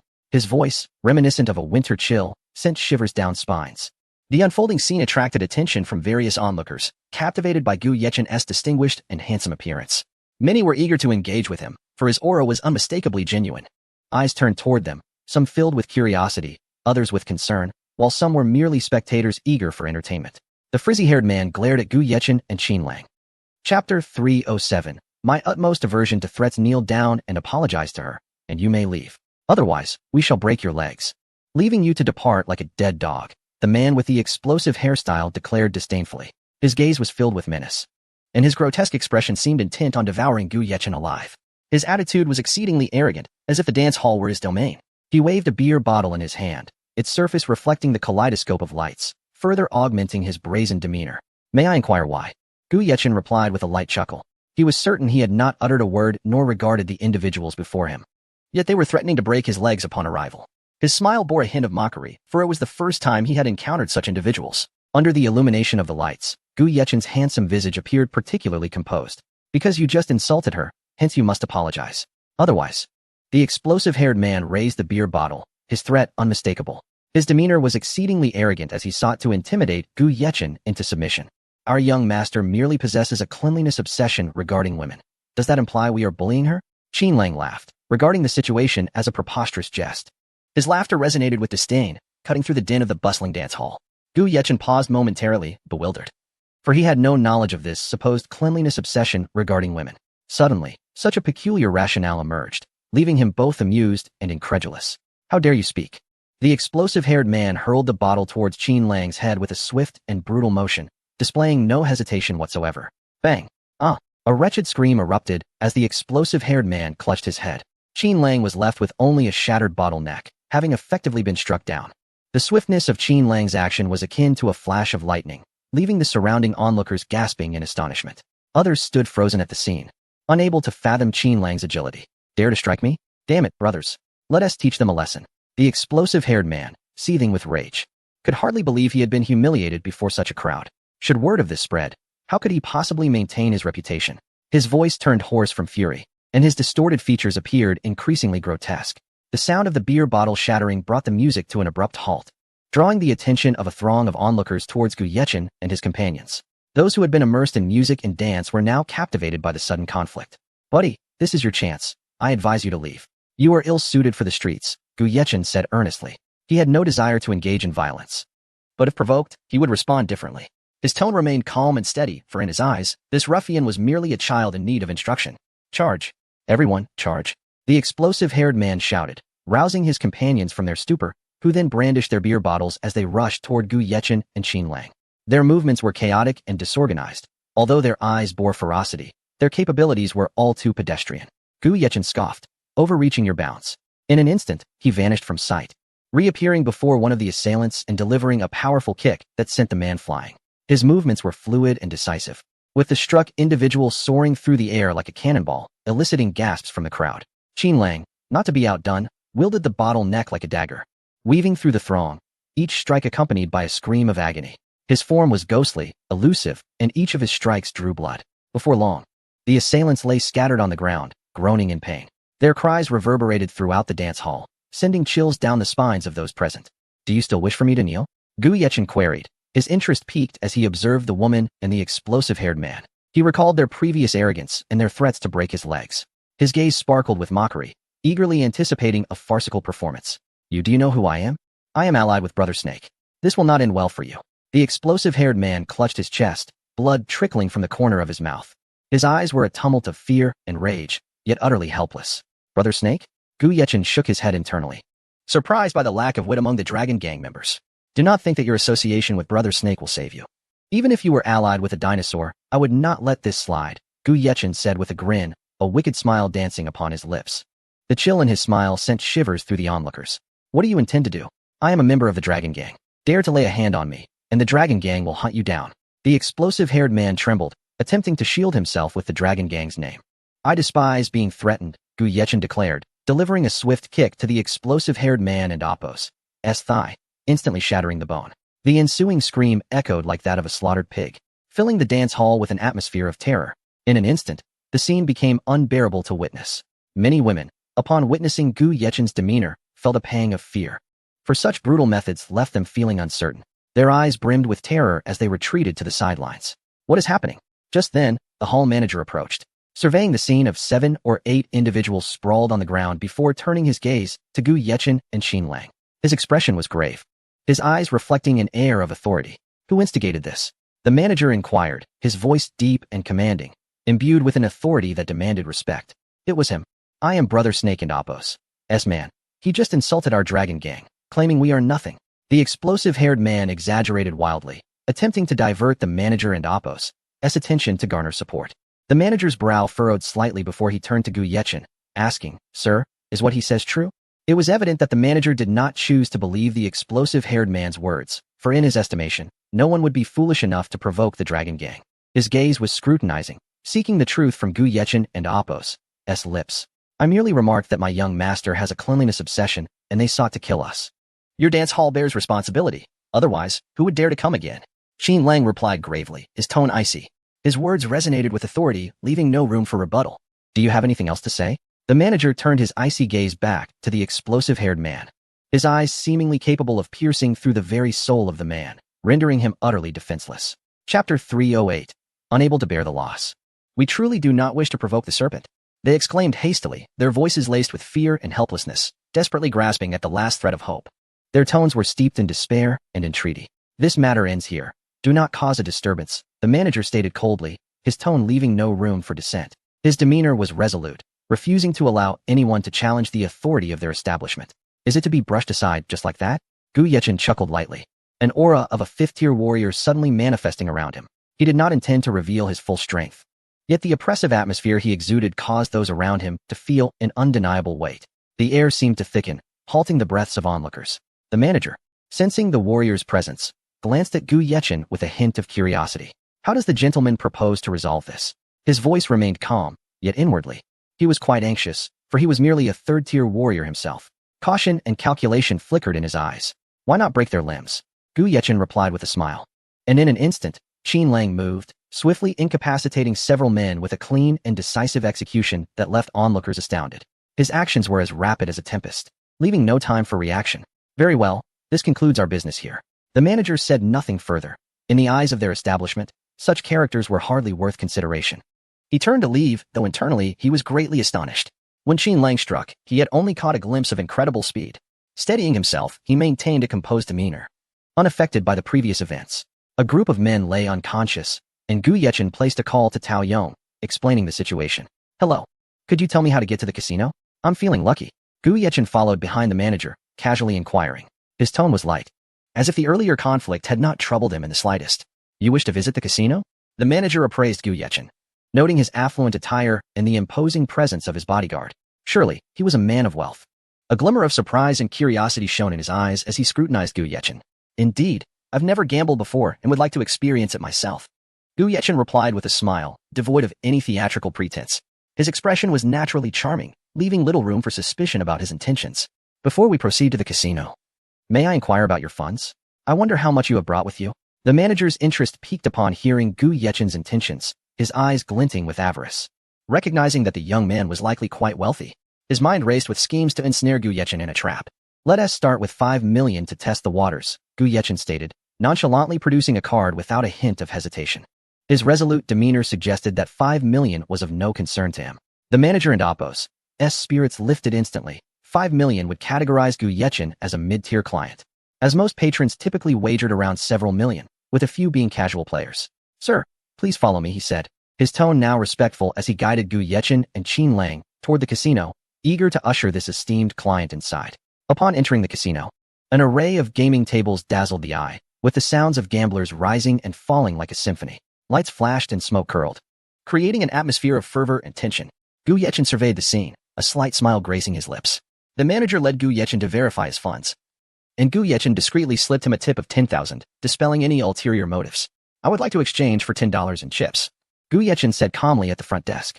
Apologies, sir, but our casino requires a minimum exchange of $100, the attendant replied seriously, surprised that someone dressed so lavishly would only wish to exchange such a modest sum. Then please exchange $100 for me, Gu Yechen said, placing a $100 bill on the counter, receiving a green chip in return. As he observed the various gaming tables, he mused to himself, gambling is unwise. However, he had already informed Tao Yong and anticipated his arrival, waiting for his signal. Though his gaze appeared casual, he was keenly aware of his surroundings. Approaching a sick bow table, Gu Yechen placed his bet on small, confident in his victory as his discerning eye had already perceived everything. An hour passed, and Gu Yechen had amassed winnings of 50 million, prompting even Fong Hu to become restless. Who exactly is he? Fong Hu seethed with rage as he monitored the situation from the surveillance room, his mind racing with disbelief at the extent of the losses. Gu Yechen noticed numerous gazes upon him, and a cold smirk formed on his lips, aware that Fong Hu had set his sights on him. The stares were filled with suspicion, envy, or malice, yet he felt no trepidation. Quite impressive. Having won over 50 million, I believe it's time to leave, Gu Yechen announced, stretching his limbs before proceeding to cash out. The attendant at the front desk trembled, for such matters were beyond his control. Third, deliver the money. I want them to return it. Fong Hu's face darkened. He could not allow Gu Yechen to walk away with such a sum. The grinding of his teeth echoed his murderous intent. After cashing out, Gu Yechen held his card triumphantly, having spent not a penny while earning a fortune. Upon exiting the casino, he appeared at the dance hall, where Fong Hu trailed him with 3 early-stage 7th-tier warriors. Where is everyone? Gu Yechen feigned ignorance. Though he had already sensed the pursuit, he deliberately raised his voice, feigning confusion.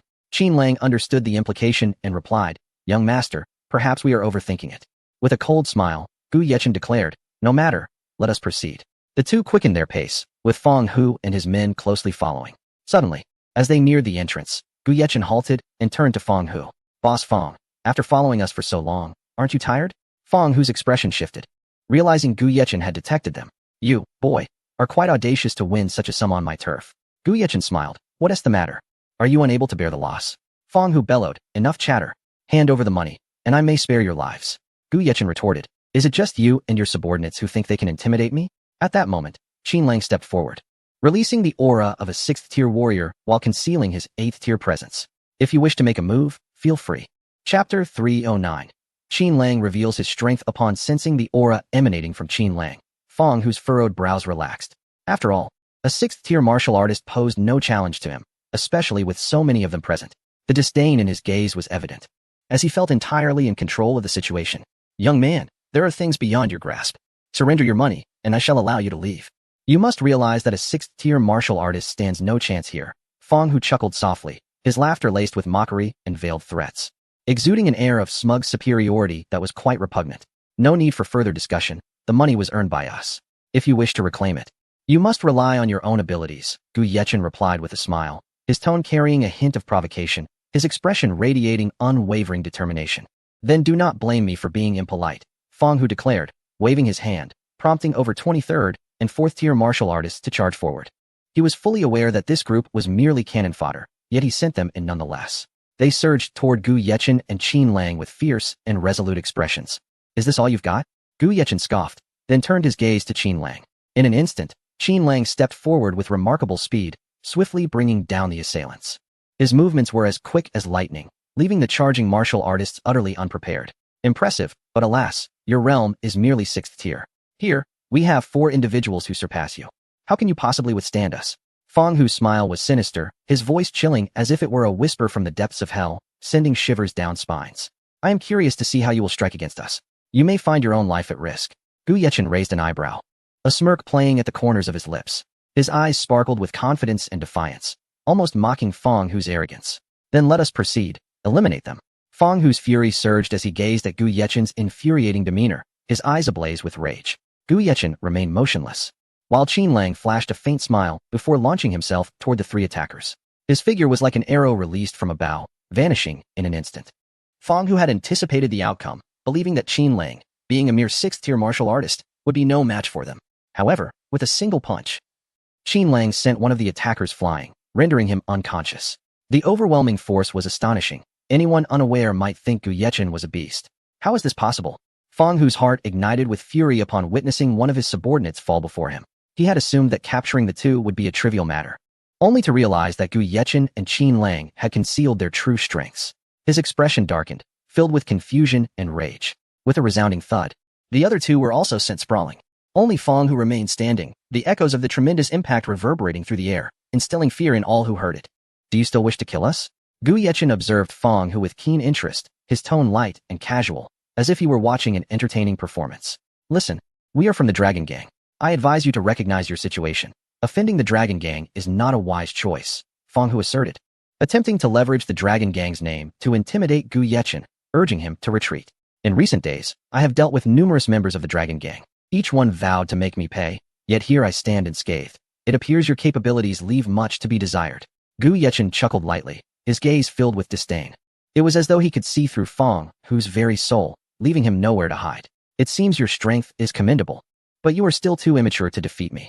Although Fang Hu felt a twinge of shock as a 7th-tier martial artist, he remained confident in his ability to triumph over Qin Lang. A hint of stubbornness and defiance colored his tone as he sought to reclaim his dignity. "Then let us see." Qin Lang responded, his expression impassive, and in an instant, the aura of an 8th-tier martial artist surged forth, pressing down upon Fang Hu. The immense pressure felt like a mountain, rendering Fang Hu breathless.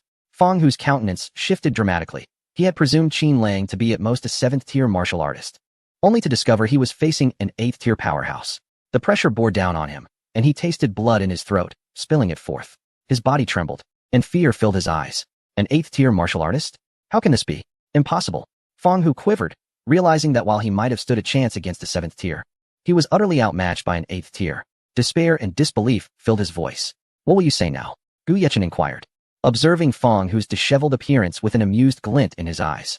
His expression radiated the pride and satisfaction of a victor. Who are you? We have no enmity between us. I can offer you an additional billion as a trade. How about sparing me? Fang Hu and Appo's body trembled slightly, yet he struggled to suppress his fear as he spoke, desperation creeping into his voice as he sought to barter for his life. My name is Gu Yechen. The very person you sent others to kill, Gu Yechen replied, a smirk curling at the corners of his mouth. The sinister undertone of his demeanor plunged Fang Hu into icy dread. He had never imagined that the youth before him was Gu Yechen. Regret and fear flooded his heart. Are you here for revenge? Fang Hu was taken aback by Gu Yechen's sudden appearance. Understanding Qin Lang's strength, he knew he could not escape alive. Despair filled his gaze as he envisioned his grim fate.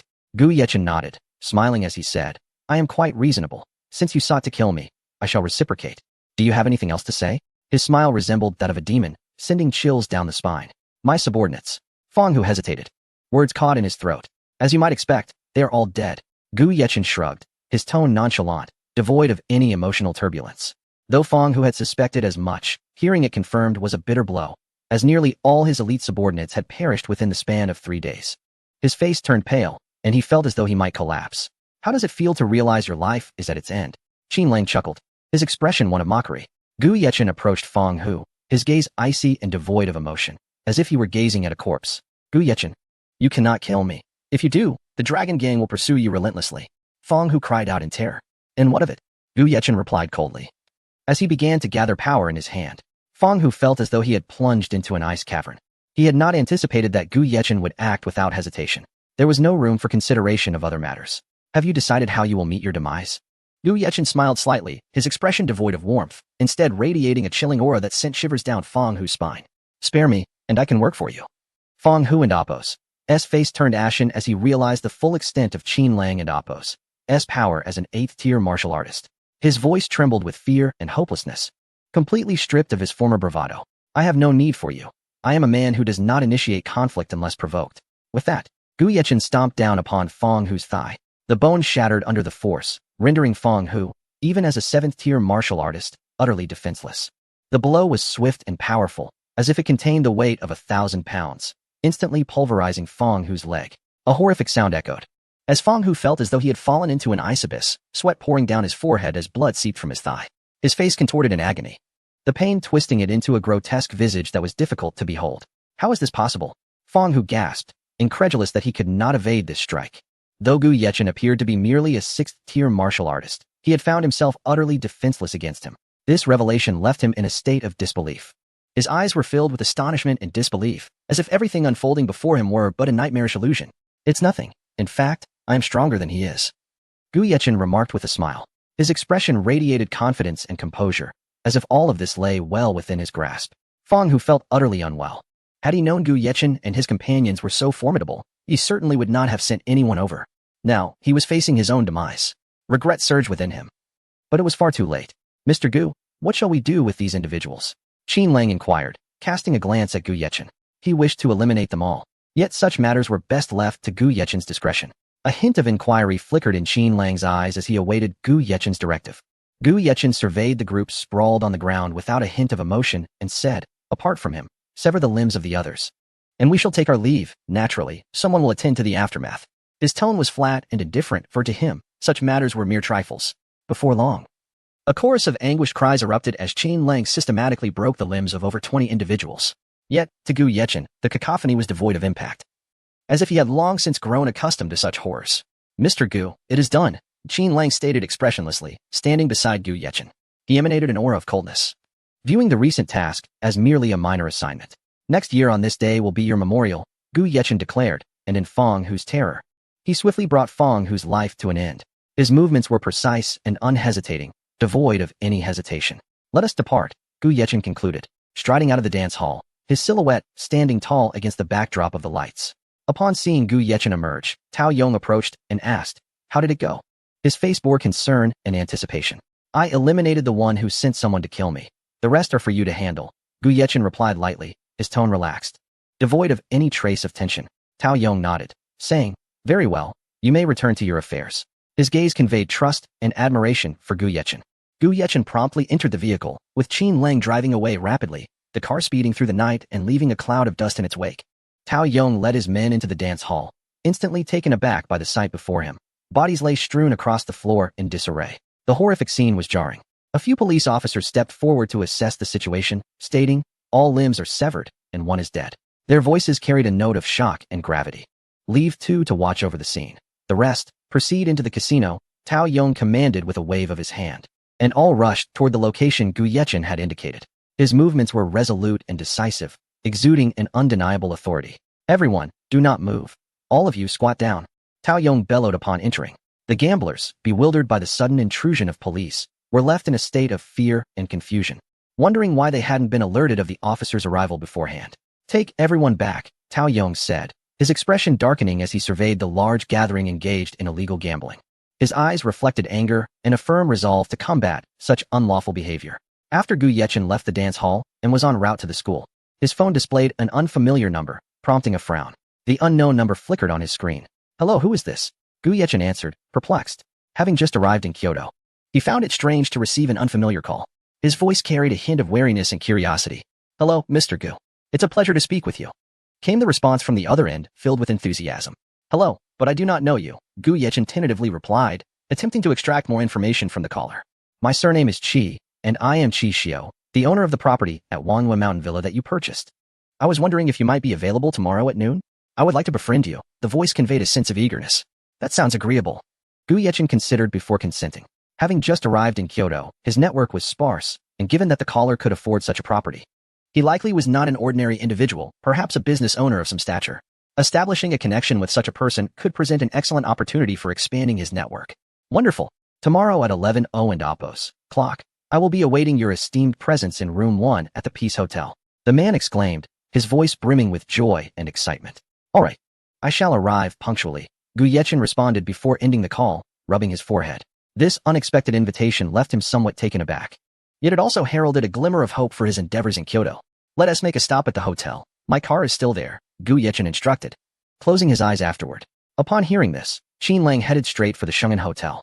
Soon, the vehicle came to a halt at the hotel entrance. "Mr. Gu, you've arrived," the security guard exclaimed upon seeing Gu Yechen step out of the car, approaching him with respect. The guard's face bore a sycophantic smile, his eyes filled with reverence. Chapter 310. Returning to school, Gu Yechen nodded and said, "Work diligently." After saying this, he headed toward the hotel. Initially, he intended to leave directly, but since he was already there, he decided to take a moment to see Zhang Yun before departing. His steps were resolute, and his thoughts lingered on Zhang Yun and Oppos' figure. She was one of the many women in his life, each representing a tender warmth in the depths of his heart. Upon reaching the door of Zhang Yun and Oppos' office, Gu Yechen noticed the soft glow of lights still illuminating the room. Peering through the window, he discovered that Zhang Yun had fallen asleep at her desk. Her face, bathed in the gentle light, appeared exquisitely beautiful, though it could not conceal the weariness etched upon her features. A flicker of discomfort surged within him. Was it a pang of heartache? Without hesitation, he opened the door and entered. He moved gently, fearful of disturbing her peaceful slumber. Perhaps sensing his presence, Zhang Yun immediately sat up, her eyes momentarily alert. Upon recognizing Gu Yechen, her tension eased. A trace of fatigue lingered in her gaze, soon replaced by a look of delight, akin to stars igniting in the night sky, illuminating her eyes. "What brings you here?" Zhang Yun gazed at Gu Yechen with tenderness, her voice imbued with concern, yet free from any hint of annoyance.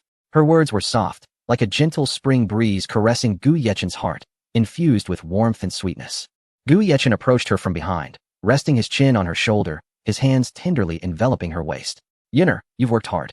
Would you like me to arrange for someone else to manage things so you can take a break?" he inquired, his voice rich with affection and care. Upon hearing Gu Yechen's suggestion to involve someone else, a wave of anxiety washed over Zhang Yun. The notion that he might no longer need her was unbearable. Her complexion paled, resembling winter snowflakes, her eyes filled with panic, akin to a startled fawn. "Are you not wanting me anymore?"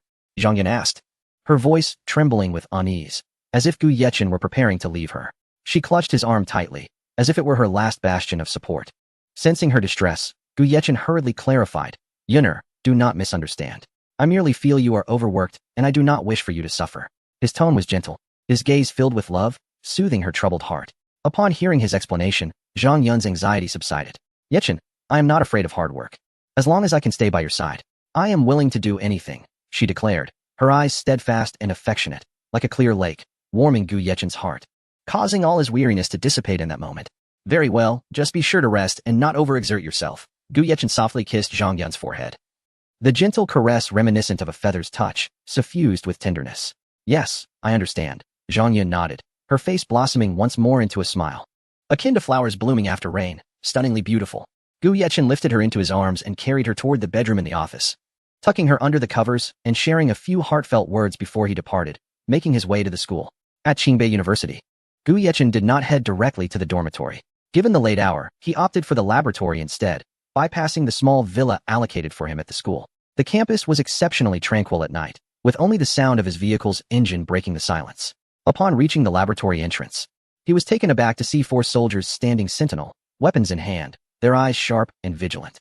He anticipated these soldiers would still be on duty. Academician Gu, the soldiers saluted in unison, their movements precise and crisp. Gu Yechen nodded in acknowledgement. Have you not taken a break? He inquired, concern evident in his tone.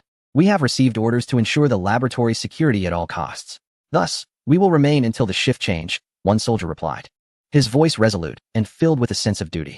They had heard of Gu Yechen and Apos' endeavors and held him in high regard. Gu Yechen nodded, understanding the importance of discipline, and proceeded into the laboratory, where an atmosphere of tension and focus permeated the air. What is the situation? Just as Gu Yechen was about to step further inside, a voice called out urgently, capturing his attention. Why Haven and Apos, these national treasures taken a rest? Gu Yechen muttered to himself, well aware of their significance. They were the backbone of the nation's research efforts, each one invaluable. Why haven't several professors rested yet?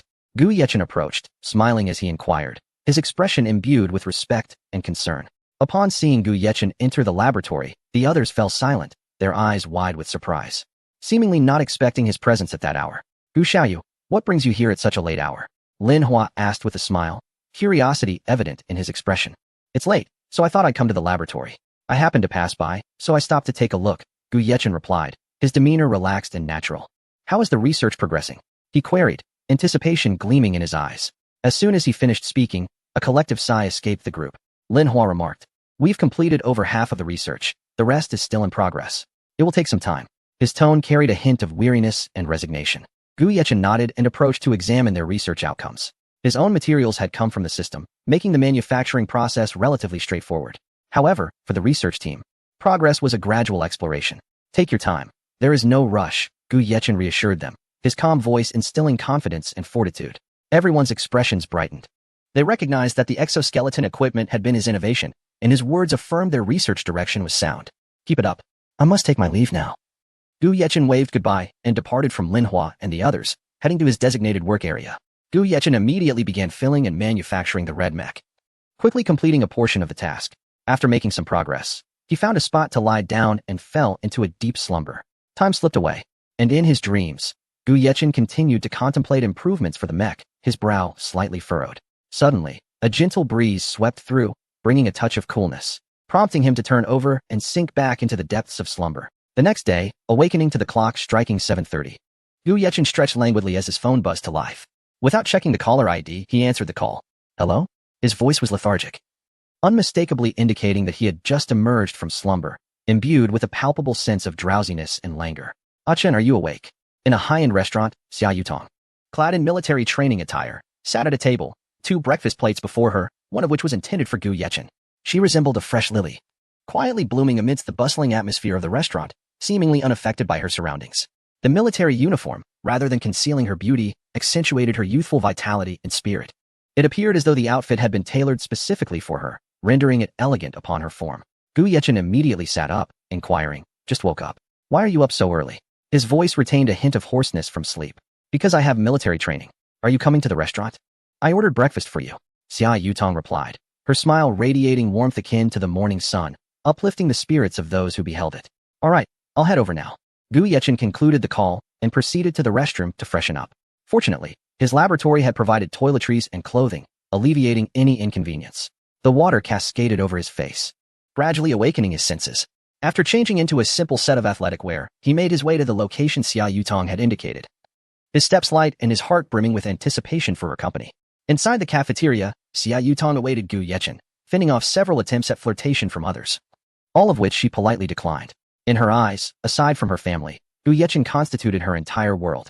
Her gaze remained fixed on the entrance, filled with hopeful expectation. Dragon brother, look over there. Outside the restaurant, four individuals entered, one pointing towards Xia Yutong with a tone laced with admiration and flattery. The one addressed as Dragon brother turned his attention to Xia Yutong, unable to tear his gaze away as he approached her, his eyes gleaming with greed and desire, akin to a treasure hunter beholding a rare gem. Hello, beautiful. My name is Duan Long. May I have the pleasure of knowing you? Duan Long smiled, striving to maintain an air of sophistication. However, his flirtatious gaze and insidious smile betrayed his true intentions, as he harbored immediate desires upon seeing Xia Yutong. I'm sorry. Xia Yutong glanced at Duan Long, her tone frosty yet maintaining the requisite politeness. Nonetheless, her eyes brimmed with disdain and rejection, perceiving him as nothing more than an annoying fly. Don't be so quick to refuse. We could start as friends. Surely, that is not too much to ask.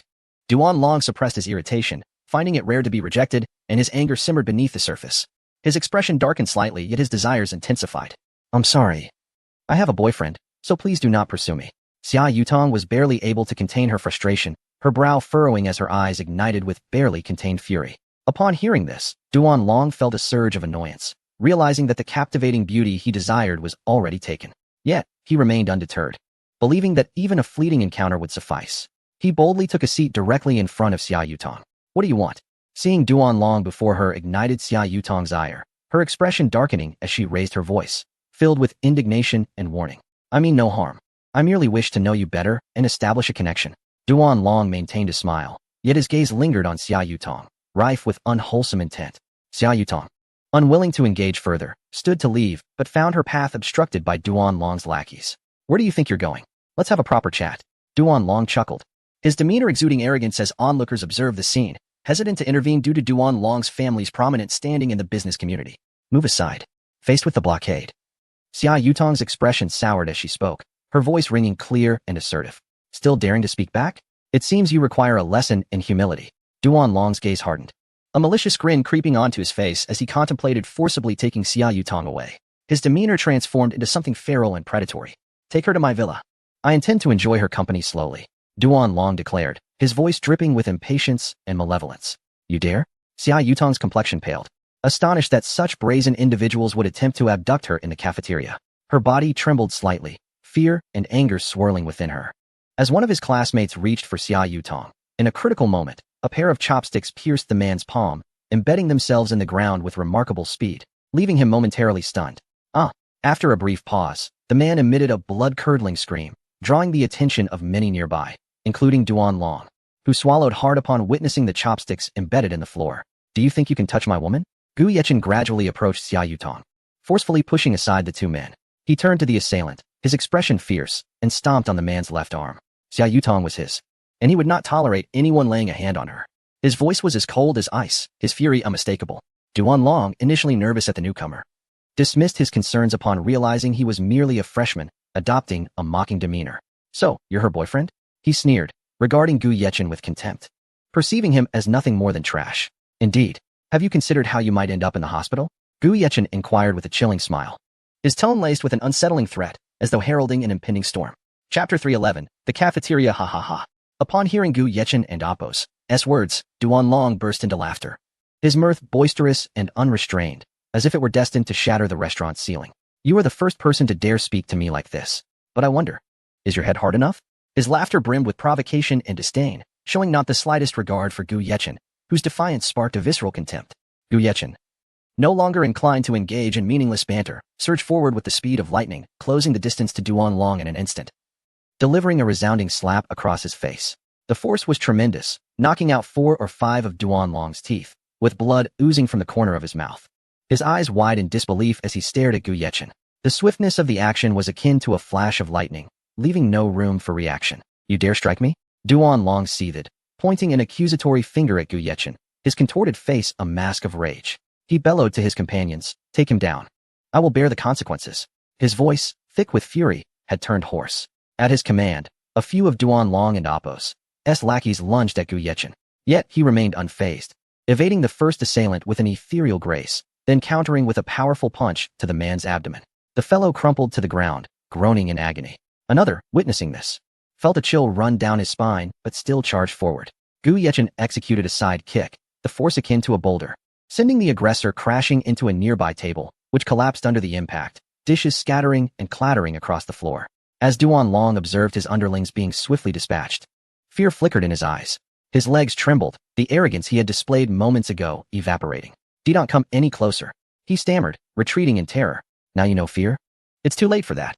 Gu Yechen advanced, his gaze icy as it bore into Duan Long. His eyes were sharp as blades, seemingly capable of piercing Duan Long's very soul. I was wrong. I won't dare again. Please spare me." Duan Long's bravado had dissipated, replaced by desperation. His voice trembled, starkly contrasting with his earlier bravado. "Spare you?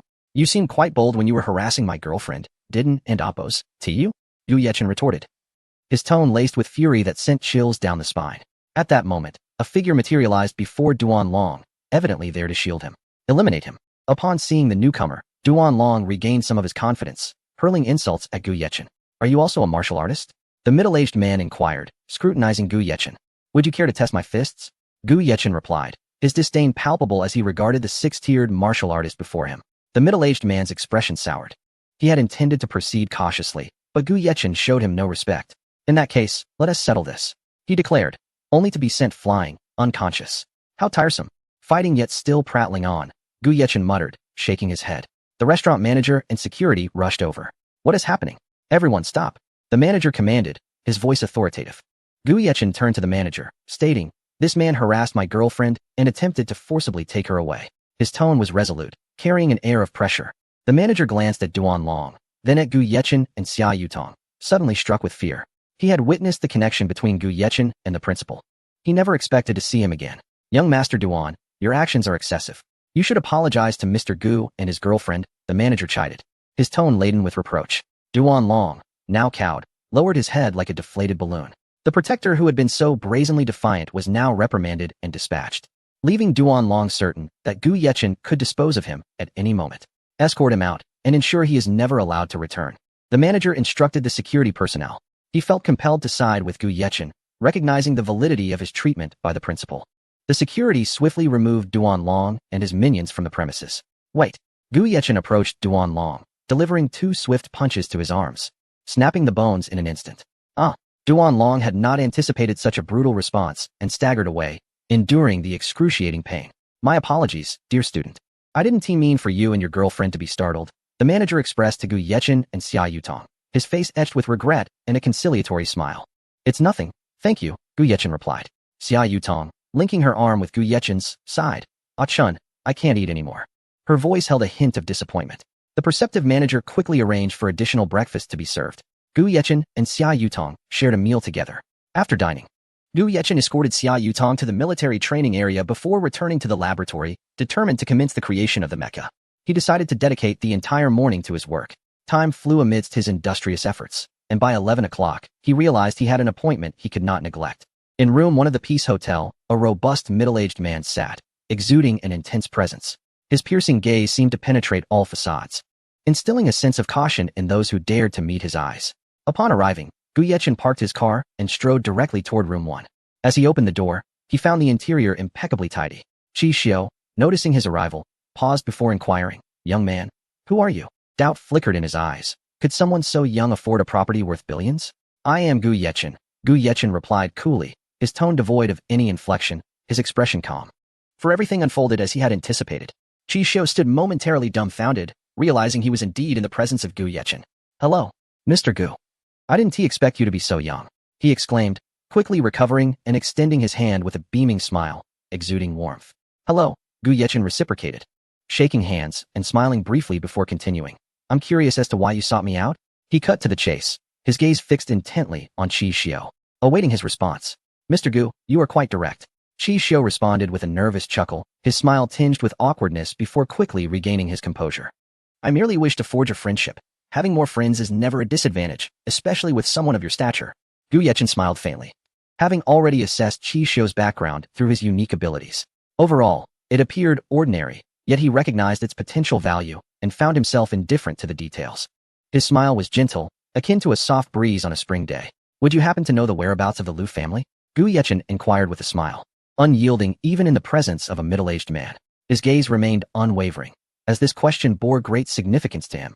he could take matters into his own hands, though he generally preferred not to exert himself. Which Lu family are you referring to? Qi Xiu asked, perplexed, a nagging suspicion brewing within him. His brows knitted together, a flicker of uncertainty in his eyes.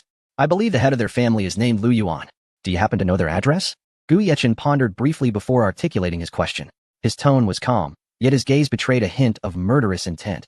Beneath that serene demeanor lay turbulent undercurrents. A single utterance left Qi Xiu somewhat anxious, for he had heard tales of many warriors from the Lu family perishing in a single night. Could it be Gu Yechen? Yet that seemed implausible. Gu Yechen was far too young for such deeds. Qi Xiu's mind swirled with speculation and unease, a myriad of thoughts racing through his consciousness. Inwardly, Qi Xiu was troubled. After a moment's contemplation, he retrieved a pen and paper to jot down an address. His movements were hesitant, as if weighing some grave consideration. Each stroke of the pen felt particularly weighty. Mr. Gu, the Lu family is not one to be trifled with. What is your intention in seeking them? Qi Xiu could not suppress his curiosity and concern, his eyes fixed intently on Gu Yechen, searching for answers in his expression. Gu Yechen accepted the note with a slight smile, stating, there are certain personal grievances that require resolution. His enigmatic smile concealed his true intentions, leaving others in a state of perplexity. Qi Xiu's heart skipped a beat. He sensed he had gleaned something significant, but refrained from probing further. He speculated on the enmity between Gu Yechen and the Lu family, but dared not voice his thoughts, fearing unnecessary complications. Mr. Gu, should you require any assistance in the future, please do not hesitate to ask, Qi Xiu offered earnestly, hoping to cultivate a favorable rapport with Gu Yechen. Gu Yechen nodded appreciatively, replying, thank you, President Qi. His words were succinct, and he then turned to leave with resolute strides. Subsequently, Gu Yechen departed. Driving towards the specified location, it was not too late to address the matter at hand. Meanwhile, Lu Wenjing remained hospitalized, his limbs rendered useless, devoid of any hope for recovery unless Gu Yechen intervened, which was evidently out of the question. The hospital room was suffused with a stifling atmosphere. As Lu Wenjing stared vacantly at the ceiling, his heart heavy with despair and resentment, particularly upon learning of his father's demise due to his own actions. At that moment, the Lu family was engulfed in grief. Even Lu Yuan had perished, along with numerous warriors, leaving the Lu family unable to maintain their standing in Kyoto unless they allied with another clan. The atmosphere in the Grand Lu residence was oppressive, almost suffocating. What led to this dire situation? A man with a grim expression sat on the sofa, surrounded by several elder members of the Lu family. Their faces etched with anxiety and fear, filled with uncertainty about the future. Xiao Chao, your father vowed to extinguish Gu Yechen, yet who could have anticipated this outcome? A middle-aged man sighed, his eyes filled with helplessness and regret for not having dissuaded Lu Yuan from his reckless course of action. The young man before them was Lu Yuan and Apos, eldest son, striking in appearance and possessing a rather assertive demeanor. He had just returned from abroad upon receiving family notice. Lu Chao's eyes blazed with fury, as if the flames of his wrath could consume everything in their path. Who is Gu Yechen? Lu Chao's countenance darkened. When had the Lu family found themselves in such a predicament? If they did not seek vengeance, they might as well resign themselves to death. His voice was low, imbued with a sense of urgency. This is what we have just uncovered. Gu Yechen hails from Shanghai City, achieved full marks in the college entrance examination, and was admitted to Qingbei University. According to our investigations, he is the chairman of Sheng'an Group. There is also mention of a Gu Yechen in Shanghai City. Though we cannot ascertain if they are the same individual, a middle-aged man reported, his voice trembling, seemingly gripped by fear. Oh, full marks in the college entrance examination? The chairman of Sheng'an Group? Clearly, he is no ordinary person. Why would my father have clashed with him? Lu Chao inquired, directing his gaze toward his second uncle. Confusion and disbelief evident in his eyes, for Sheng'an Group far surpassed the Lu family in power, operating on an entirely different level, a veritable behemoth. Regarding Wenjing's situation, you are aware that my elder brother could not contain his anger and dispatched a contingent to confront him. Unfortunately, it ended poorly. Subsequently, he gathered another group and led them himself, resulting in this calamity, a man stated, his expression grim. His ability to neutralize an 8th-tier warrior by his father and amp, Apos, side indicates his formidable strength. The Lu family can no longer contend with him, Lu Chao declared, his gaze cold, articulating a harsh reality. What do you propose we do? Someone asked, their voice rife with anger and helplessness, as if they regarded Lu Chao as their last hope. We must leave Kyoto while Gu Yechen has not yet come to us. If he does arrive, it will be too late. Lu Chao and Apos' voice bore an undercurrent of calmness, yet was tinged with resignation. The fire of vengeance for his father's death burned within him, but for now, retreating from Kyoto and biding their time seemed the only prudent course. How can that be? Our family's entire enterprise is here. We cannot abandon Kyoto, a middle-aged man exclaimed. Rising abruptly, his face flushed with emotion, unable to accept such a suggestion. And what do you propose? To remain here and await Gu Yechen's arrival? Lu Chao scoffed, his eyes filled with derision and disdain for the man's short-sightedness, incensed by the lack of foresight. Chapter 312. I have come to take your lives. We can call the police and have them apprehend him. That would resolve everything, he continued, his voice tinged with a hint of hope, as if clinging to a final lifeline, feeling a sense of pride in his thoughts. Are you truly that foolish? If the police could capture Gu Yechen, they would have done so long ago. What makes you think your call will change anything? Lu Chao retorted angrily, exasperated by the apparent ignorance of those around him regarding the gravity of their situation. His tone was laced with disappointment, a deep despair for the foolishness of his kin. His furious words reverberated throughout the hall, stirring unease in the hearts of all present. I concur with Xiao Chao's sentiment. Gu Yechen has not yet arrived, possibly delayed by other matters. Once he regains his focus, our escape will become exceedingly difficult, Lu Chao's uncle remarked, his voice steady and resolute. As he spoke, silence enveloped the room, for he was the eldest remaining member of the Lu family after Lu Yuan and Apos' demise. Let us prepare swiftly and aim to depart from Kyoto by tomorrow. Those who wish to leave later should disperse and not linger here any longer, Lu Chao declared, rising with a solemn expression. His gaze swept over each individual present, his piercing eyes seemingly capable of discerning their innermost thoughts. Deep within, he silently vowed to restore the Lu family to its former glory and exact vengeance upon Gu Yechen. The fire of determination burned brightly in his eyes, yet it could not mask the current sense of helplessness and sorrow. Meanwhile, Gu Yechen had arrived at the Lu family estate. Exiting the passenger seat, he turned to Qin Lang and said, Mr. Gu, according to your directions, this should indeed be the Lu family estate. Qin Lang and Apos' tone was calm and collected, his gaze betraying a hint of vigilance. Gu Yechen nodded and surveyed the surroundings. The location was indeed suitable. The area was lush with greenery, serene and idyllic. Yet at this moment, he had no inclination to appreciate its beauty. He retrieved his laptop and swiftly disabled the surrounding surveillance and network systems, ensuring that no one would be aware of their presence before he and Qin Lang proceeded towards the entrance. It was midday, and within the estate, the family was gathered for a meal, a particularly somber affair, knowing they would soon disperse. The usual laughter and joy had been replaced by heavy sighs and a palpable silence. Gu Yechen approached the locked door, sensing the presence of individuals inside. With a powerful kick, he forced the door open, the resounding crash echoing through the hall. Who dares to wreak havoc in the Lu family? Seeking death, are we? A group of security personnel emerged from their booth, baseball bats in hand, their voices brimming with indignation. What a foul mouth, Gu Yechen retorted, and in an instant, Qin Lang appeared before the guards, incapacitating them with lightning speed, leaving no room for reaction. Gu Yechen furrowed his brow, contemplating whether to release these workers. If he did, wouldn't that expose him? Countless thoughts raced through his mind in that fleeting moment. He advanced, swiftly neutralizing the remaining guards, then produced 2 masks, handing one to Qin Lang. This is better. We need an Apos, fear discovery, Gu Yechen remarked with a smile, though there was an underlying menace in his expression. Qin Lang, taken aback, had not expected Gu Yechen to carry masks with him, yet he refrained from questioning further and donned his mask quietly. Let us proceed, Gu Yechen instructed, striding towards the Lu family estate. The estate was vast, but to 2 8th-tier martial artists, it was inconsequential. Their movements were fluid and ghost-like as they navigated the pathways. As they approached the entrance, they overheard voices within. Once we finish our meal, we should all disperse. Before Gu Yechen arrives, we must hasten our departure from Kyoto. We will return when the opportunity arises, and when we do, the Lu family will ensure Gu Yechen is trampled underfoot. Lu Chao spoke earnestly, his eyes flickering with the flames of revenge. He was uncertain when they would return. Indeed, once we reclaim the Shungen group, it shall serve the Lu family well. Someone chimed in with a greedy chuckle. Gu Yechen, overhearing their conversation, smirked slightly. Had he arrived later, they might have truly escaped. A cold glint flickered in his eyes, a sign of his grim satisfaction. An admirable thought. Yet, the execution will prove challenging, he mused, before stepping into the Lu family's main hall. A congenial smile gracing his features, appearing approachable. However, concealed beneath that smile was an undercurrent of lethal intent. Who are you? Lu Chao's uncle furrowed his brow and continued. Your trespassing is quite unbecoming. His voice was tinged with both anger and apprehension, his gaze filled with wariness. Gu Yechen waved dismissively, replying, What are you saying? I entered quite legitimately. How could this be termed trespassing? His tone was casual, almost teasing. The atmosphere was remarkably tense and still.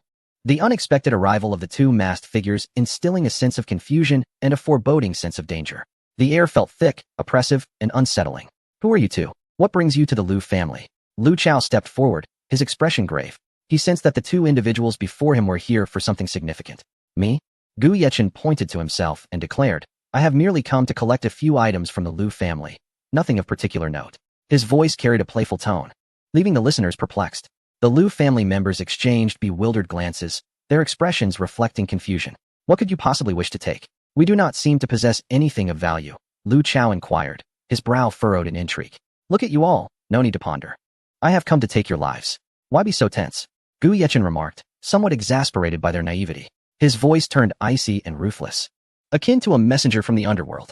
The Lu family members turned pale at his words, terror sweeping through the hall. Who are you? Why do you wish to harm the Lu family? Lu Chao bellowed, his eyes ablaze with rage, glaring fiercely at Gu Yechen. Though he had suspected this moment might arrive, witnessing it firsthand pushed him to the brink of losing control. Who am I? Have you not been discussing me incessantly? I am Gu Yechen, he replied, slowly removing his mask to reveal a cold, emotionless visage, his eyes glinting with lethal intent. The Lu family members gasped in horror upon recognizing him. Their faces drained of color as tremors coursed through their bodies, as if confronted by a demon from the depths of hell. How did you find this place? Lu Chao, though somewhat prepared, felt his voice quiver upon the realization. Was it too late? Despair and reluctance filled his tone as he sensed the last flicker of hope extinguishing. Humph, do you think you can escape my grasp? Today marks the end for the Lu family, Gu Yechen declared, his eyes cold and filled with murderous intent. His voice was as chilling as the winter wind, instilling unending fear in the hearts of all present. Lu Chao clenched his teeth and responded, Gu Yechen, do not be so arrogant. Even if the Lu family falls, we shall not easily yield. His eyes shimmered with defiance and resilience. The Lu family possessed their own dignity, and thus, they sought to maintain the last vestiges of their honor amid this dire predicament. Surrender? What difference would it make? Gu Yechen scoffed, his figure flashing before Lu Chao in an instant, raising his hand to deliver a swift slap. The speed was akin to lightning, leaving no time for reaction. Lu Chao was sent flying, crashing heavily to the ground. His body rolled several times before finally coming to a halt, blood oozing from the corner of his mouth. His face etched with agony. Who else dares to defy? Gu Yechen surveyed the crowd, his formidable presence rendering the members of the Lu family motionless. His gaze pierced like a blade, instilling fear in anyone who dared to meet it. At that moment, Lu Chao's second uncle charged forward, a fifth-tier martial artist attempting to ambush Gu Yechen. Yet, to Gu Yechen, his movements appeared painfully slow and clumsy. He sidestepped with ease, evading the attack, and then delivered a decisive kick that sent the man sprawling to the ground, unconscious. His actions were clean and unhesitating. Overreaching, Gu Yechen remarked disdainfully. The Lu family was plunged into utter despair. They understood that escape was futile. The glory and dignity they once possessed had evaporated in this instant. Gu Yechen, please, spare us, someone began to plead, their voice tinged with desperation, trembling uncontrollably, stripped of their former authority. It was too late for mercy now. Gu Yechen's gaze was frigid, his expression devoid of emotion. His heart was as unyielding as stone, unmoved by their plight. Inside the hall, a one-sided slaughter unfolded. Even without Gu Yechen intervening, the Lu family members were no match for Qin Lang. His agility and ferocity rendered them powerless, resulting in a significant loss of life. Soon, only Lu Chao remained of the Lu family. Gu Yechen refrained from allowing Qin Lang to finish him off at first, intending for him to witness the destruction of his clan. Have you decided how you wish to die? Gu Yechen inquired, gazing at the man before him, limbs shattered. Lu Chao, in utter disarray, was a far cry from his former self. His tattered clothing was stained with blood, yet his eyes still radiated stubbornness. Gu Yechen, even if our Lu family perishes, we shall not bow our heads. I await your descent to find me, and I curse you to a fate worse than mine. Lu Chao proclaimed, laughter escaping his lips, though his eyes were bloodshot. That laughter was rife with madness and bitterness, sending chills down spines. This no longer concerns you. After all, you shall never witness it. Gu Yechen sighed, rising to extinguish Lu Chao's existence, sweeping numerous treasures of the Lu family into his system space. His movements were decisive, devoid of hesitation. Let us depart. After concluding his tasks, Gu Yechen obliterated all mobile devices before leaving with Qin Lang, driving towards the hospital.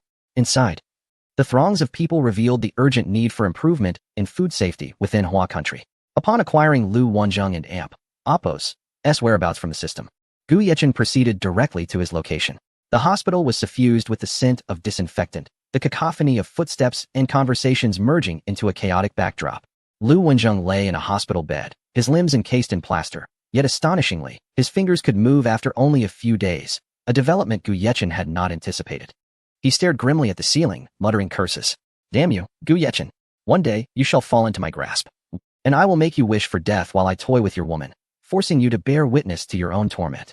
Lu Wenjung's fury was uncontainable, his teeth grinding in frustration. He was not one to remain idle, yet he found himself unable to leave the hospital. His complexion was ominously dark, his eyes filled with malice and resentment. Gu Yechen stood outside the door, refraining from entering, for he had overheard Lu Wenjung's words. He wondered what abilities Lu Wenjung possessed to threaten him so. A smirk of derision played at the corners of his mouth. Donning a mask, Gu Yechen chuckled lightly before stepping into the room. "How is your health?" he inquired, his tone calm and friendly, as if merely checking on an ordinary patient. "Who are you? Who allowed you to enter?" Lu Wenjung was startled by this unexpected visitor, immediately lashing out with curses. His eyes brimmed with caution and alarm. "Do not be alarmed. I merely wish to inquire about your condition," Gu Yechen replied, taking a seat with a nonchalant air. His tone even and tinged with concern as his gaze rested upon Lu Wenjung. "Who are you?" Lu Wenjung regarded Gu Yechen warily, his suffering since the injury rendering him deeply troubled, his eyes reflecting uncertainty and unease. "Have you truly forgotten me?" "I'm Gu Yechen," he declared with a smile, extending a hand to pat Lu Wenjung's shoulder in a gesture of encouragement. The seemingly friendly motion sent a chill through Lu Wenjung's core. Upon hearing the masked figure identify himself, Lu Wenjung froze momentarily, then his expression shifted to one of terror. He was utterly immobile. His breath quickened, and his heart raced. "Do not be anxious. I am merely here to see you and engage in conversation." Gu Yechen observed Lu Wenjung's tension with a hint of bemusement. His tone remained light, for to him, this was merely a routine visit. Chapter 313. The demise of Lu Wenjung. Lu Wenjung was utterly disillusioned by Gu Yecheng's deceptive words. Anxiety consumed him as he yearned to comprehend Gu Yecheng's intentions. His gaze was fraught with confusion, seemingly questioning why Gu Yecheng chose to torment him so ruthlessly. "Stop beating around the bush, speak plainly, or let it out. If I furrow my brow, I'll take on your surname." Lu Wenjung could no longer endure Gu Yecheng's demeanor and erupted in anger, his voice a desperate roar meant to mask the tide of fear surging within him. "Look at you, why the hostility? It's not good for your health." Gu Yecheng poured him a glass of water. The liquid within trembled slightly, reflecting Gu Yecheng's indifferent gaze. His calm eyes resembled a still pond, concealing any semblance of genuine thought beneath their surface. "Get out." Lu Wenjing's sanity was nearly fraying as he observed Gu Yecheng's peculiar behavior. The absence of violence or clarity left him in a state of paralyzing dread, his voice a near scream filled with despair and rage. The echoes of his anguished cries resonated within the confines of the small hospital room. Yet they altered nothing about his dire predicament. "Actually, I came here to convey a single message," Gu Yecheng remarked with a smile, an enigmatic expression gracing his features, as though veiled in mystery, leaving the depth of his meaning obscured. "What message?" Lu Wenjung and Apos' eyes widened, fixating intently on Gu Yecheng as if etching his likeness into his memory. "Those who commit unjust acts will inevitably meet their demise. I just visited your Lu family. Can you guess what transpired?" Gu Yecheng feigned turning to leave, leaving Lu Wenjung pale and engulfed in profound terror. Gu Yecheng's presence loomed over him like a specter, casting a heavy shadow upon his heart. "Mom, Dad, everyone, it's my fault. I brought ruin upon you." Upon hearing Gu Yecheng's words, Lu Wenjung deduced the fate that awaited his family, and his heart shattered in an instant, pierced by countless daggers of anguish. "Why provoke me for no reason?" Gu Yecheng remained unperturbed, his expression stoic and unyielding, his countenance resembling cold marble, betraying no emotional fluctuation. Lu Wenjung believed Gu Yecheng had departed, only to realize he lingered still. His eyes brimmed with unshed tears of rage, directed at Gu Yecheng, filled with an insatiable hatred that flickered like flames, eager to consume him. "Do you wish to kill me?" Gu Yecheng scrutinized Lu Wenjung and Apos' transformation, his own resolve to eliminate him solidifying. His gaze sharpened, measuring Lu Wenjung and Apos' worth. "What has become of my family?" Lu Wenjung inquired, torn between the desire for knowledge and the dread of the truth. His voice trembled, steeped in profound fear. "Your family's gathering today was utterly dismantled by me," Gu Yecheng replied, his expression grave, devoid of any emotional response. His tone was flat, indicating that such trivial matters no longer piqued his interest. A soft gasp escaped Lu Wenjung's lips as, despite his preparation, he was overwhelmed by the revelation, causing him to spit blood, his breath shallow. The crimson stain on his garments rendered him a tragic figure. "Why would you do this?" Lu Wenjung managed to ask weakly, his voice faint, akin to a flickering candle in the wind, ready to extinguish at any moment. "I do not initiate conflict unless provoked. It is my guiding principle. Your family and Apos' fate is a consequence of your own actions," Gu Yecheng replied, a hint of mockery lacing his smile, deriding Lu Wenjung and Apos' ignorance and folly. "But we had no reason to act in such a manner. What benefit does it serve you?" Lu Wenjung's heart ached, burdened by the knowledge that a single misstep led to the obliteration of his lineage. His heart bled, and tears of regret threatened to spill from his eyes. "Ah, You likely remain unaware of how many men your father dispatched to hunt me down. Thus, when the opportunity arose, I acted decisively, Gu Yeqing stated, his words icy and devoid of emotion. Upon learning of his father's confrontation with Gu Yeqing, fear gripped Lu Wenzheng. What about my father? His voice trembled with anxiety. Dead. He personally led several experts to seek revenge on me, only to meet his end at my hands, Gu Yeqing said casually, while Lu Wenzheng's complexion turned ashen. Each of Gu Yeqing's words struck Lu Wenzheng's heart like a hammer. Gu Yeqing, you deserve death. Lu Wenzheng spat another mouthful of blood, his life force waning. His curse felt feeble, powerless against Gu Yeqing's indifference. Rest assured, may your journey be smooth. Perhaps you'll encounter your kin along the way. Gu Yeqing chuckled softly before extinguishing Lu Wenzheng's life, without hesitation. With Lu Wenzheng's demise, silence enveloped the hospital room. Gu Yeqing cast one last indifferent glance before departing from the realm steeped in blood and vengeance. Upon exiting the hospital, Gu Yeqing gazed skyward, his heart untroubled. To him, this was merely the resolution of an inconvenience. By 6 p.m, news of the Lu family's obliteration reverberated throughout the business community, sending shockwaves far and wide. Qi Xiu was taken aback upon hearing the news. He had only recently provided Gu Yeqing's whereabouts, and now the Lu family had been eradicated. A sense of unease washed over him as he pondered whether Gu Yeqing might silence him as well. Meanwhile, Gu Yeqing returned to the villa on campus, where he had made significant progress in the construction of a mech, anticipating imminent testing. Reclining on the sofa, he reflected on the myriad experiences of late, sinking into contemplation. He understood that his actions would undoubtedly trigger a chain reaction, yet he felt no trepidation. In this world governed by the survival of the fittest, only the strong could endure. At that moment, Gu Yeqing's phone rang. It was Qi Xiu calling. I heard you annihilated the Lu family? Qi Xiu's voice was rife with astonishment. Indeed, Gu Yeqing replied succinctly. You are quite ruthless. You must tread carefully now. As the Lu family still holds some influence in the underworld, Qi Xiu cautioned. I am aware, yet I am not afraid, Gu Yeqing asserted resolutely. Will you kill me to silence me? Qi Xiu jested, testing Gu Yeqing's intentions. That depends on the circumstances. I generally only target adversaries. If we are not foes, then there is no cause for concern, Gu Yeqing said, preparing himself a cup of tea, the aroma permeating the living room, enveloping the space in tranquility. He reclined on the sofa, fully relaxed. With wealth comes its own set of worries. Aside from establishing his commercial empire, Gu Yeqing found himself devoid of significant aspirations. His gaze drifted, lost in contemplation of the future. Let us go.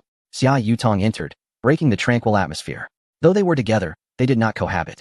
Mindful of certain complications, her voice was melodious, shattering the stillness of the room. All right, Gu Yeqing replied, rising to accompany Xia Yutong for a stroll. Balancing multiple relationships proved challenging. His movements were swift, exuding a decisive aura. Xia Yutong entwined her arm with Gu Yeqing's, unperturbed by shyness. As they were already familiar with one another, a radiant smile adorned her face, reminiscent of the warm and brilliant sun of spring. Gu Yeqing pressed the accelerator, swiftly departing the campus as if propelled by an arrow. The news of the Lu family's annihilation continued to circulate, spreading rapidly. Nearly half of Huagua was aware of the event, given the Lu family and Appo's standing in Kyoto. Upon the grand sofa, a commanding middle-aged man sat, exuding an impressive aura with piercing eyes akin to blades. Lu Yuan and Appo's gaze was sharp and profound, as if capable of perceiving all truths. What is the situation? Have we determined who is responsible? Lu Yuan inquired, his voice deep and authoritative, imbued with an undeniable force. Master, the circumstances are exceedingly peculiar. After the Lu family was annihilated, all mobile devices were confiscated and systematically erased, while surveillance and signals were entirely obstructed. By the time the signals were restored, considerable time had passed, the steward responded, his brow furrowed and his face etched with confusion and perplexity. Clearly, the assailant possessed remarkable skills, capable of extinguishing the entire Lu family in broad daylight, and this mysterious figure seemed well-versed in the art of hacking. Managing to erase all surveillance and surrounding signals, an extraordinary feat not achievable by ordinary individuals. With a cigarette dangling from his lips, Lu Yuan gently tapped his knee. Lost in contemplation, the smoke enveloped his visage, rendering his expression even more enigmatic. Should we continue our investigation? The steward asked, his eyes reflecting a hint of hesitation as he awaited Lu Yuan's decision. Proceed. By the way, what of Gu Yeqing now? Lu Yuan queried, his gaze shifting towards the steward, laced with curiosity. There has been no notable activity. However, he purchased a residence in Wangwei Villa, sold by Qi Xiu. Following the Lu family's demise, the majority of their assets fell into the hands of Sheng'an Group, the steward reported candidly, his eyes fixed on Lu Yuan. Wangwei Villa? Lu Yuan fell into a deep reverie before posing a question. Do you suppose Gu Yeqing could be behind the Lu family and Appo's Hu's downfall? That remains uncertain. However, the Liu family's assets were swiftly acquired by Shang Group shortly after their eradication. I find it hard to believe there is no connection, the steward asserted. His tone imbued with conviction, clearly confident in his assessment. Lu Yuan shared a similar sentiment. And he would not forget the humiliation Gu Yechen had inflicted upon the Liu family. If given the chance, he would undoubtedly seek retribution against Gu Yechen. His heart brimmed with rage and resentment, a reaction to provocation. Have any further discoveries been made? Lu Yuan's expression turned grave, his demeanor serious, as if confronted with an issue of paramount importance. Gu Yechen has been quite close with the general manager of Sheng'an Hotel. They encountered an ambush on their return from Wangyue Villa, carried out by Feng Hu of the Dragon Gang. Yet, Feng Hu was eradicated shortly thereafter, and no one knows who the perpetrator is. However, it is evident that Gu Yechen is behind it, the steward expressed with trepidation, concerned that Lu Yuan might impulsively act against Gu Yechen, which could lead to dire consequences. The general manager of Sheng and Appos and Hotel? Is her name Zhang Yin? Lu Yuan mused, a flicker of contemplation crossing his eyes, as if calculating something. Indeed, our investigation reveals she arrived from Shanghai concurrently with Gu Yechen and was promptly appointed as the general manager, the steward confirmed. Lu Yuan and Appos' lips curled into a slight smile. It was not that the Lu family feared confronting Gu Yechen, but rather that they were wary of the potential costs. The Lu family had a 9th-tier martial artist for protection, along with 4 or 5 8th-tier martial artists, a force far superior to that of the Lu family.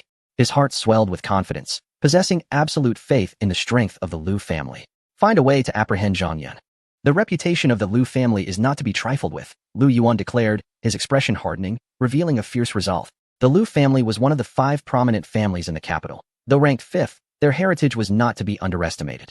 His voice resonated with fury. Having made up his mind to teach Gu Yechen a lesson, he could not be allowed to escape. The steward, upon hearing these words, felt a jolt of fear and hastily replied, Master, I strongly advise against confronting Gu Yechen. If possible, we might consider collaborating. His complexion paled as he attempted to persuade Lu Yuan to reconsider. He has repeatedly trampled upon the dignity of the Lu family. If I remain indifferent, would I not become a subject of ridicule? I may be unconcerned, but the Lu family is certainly not one to be provoked. Lu Yuan glared at the steward, the atmosphere around them growing increasingly tense. His eyes blazed with fury, as if poised to incinerate everything in their path. Sighing internally, the steward, though aged, had a penchant for novels, often noting that individuals like Gu Yechen typically possessed great fortune. He felt a sense of helplessness, yet he could not defy Lu Yuan's orders. What does the master wish to arrange? The steward asked, his tone tinged with resignation, knowing he must acquiesce to Lu Yuan's decision. Send a 7th-tier martial artist to Sheng'an Hotel and bring Zhang Yun back to me. Gu Yechen managed to bring her from Shanghai, so she is certainly not an ordinary person. Lu Yuan's frustration boiled within him, especially when he thought of his son and nephew, igniting a torrent of anger. His tone was resolute, leaving no room for doubt. Understood, master, the steward replied respectfully. Lu Yuan waved his hand, gazing out the window, his emotions slightly wavering. Go, he commanded. At his words, the steward promptly relayed instructions to others. His steps were heavy, and his heart was laden with worry. Chapter 314. A trio on the other side. In an underground boxing arena, Su Bei had just finished a match and was taking a moment to rest. His robust physique glistened with sweat, droplets cascading down the sculpted lines of his muscles, each sinew appearing as if chiseled from marble, emanating an awe-inspiring aura of strength. Su Gangzhu, Feng Hu has been killed, a subordinate urgently reported to Su Bei, his voice trembling, laced with an unmistakable fear and panic. The news struck his heart like a heavy bombshell, shattering his inner world. At the mention of Feng Hu's demise, Su Bei's eyes widened in shock and fury, akin to lightning flashing across the sky. What? Feng Hu has been murdered? Who did it? His voice resonated powerfully within the underground arena, reverberating with a fury that seemed capable of igniting the very air around him. We are still uncertain, but it is said to be related to Gu Yechen. The subordinate replied cautiously, lowering his gaze, unable to meet Su Bei's fiery stare. Gu Yechen? Is it him? Su Bei furrowed his brow, sinking into deep contemplation. Memories of his prior encounters with Gu Yechen surged forth, evoking a tumult of complex emotions within him.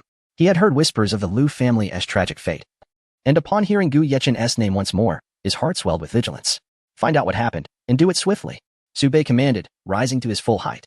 His imposing figure cast a formidable shadow in the arena and Appos' light, his gaze resolute as steel, his tone as cold as ice.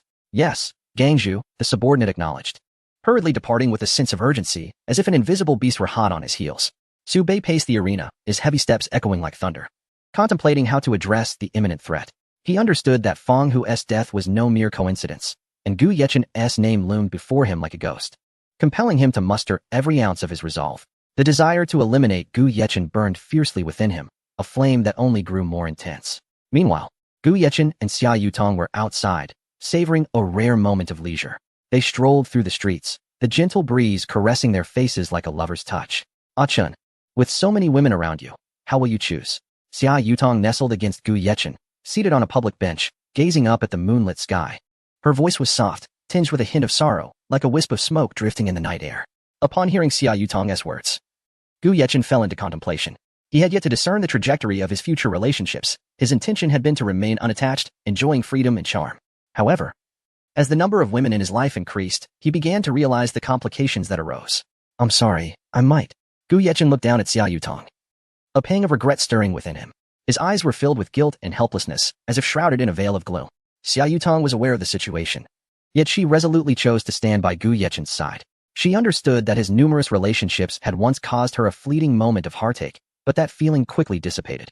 I know, Xia Yutong replied, her voice calm, having seen through it all. She was well aware of Gu Yechen's earlier declarations regarding his relationships.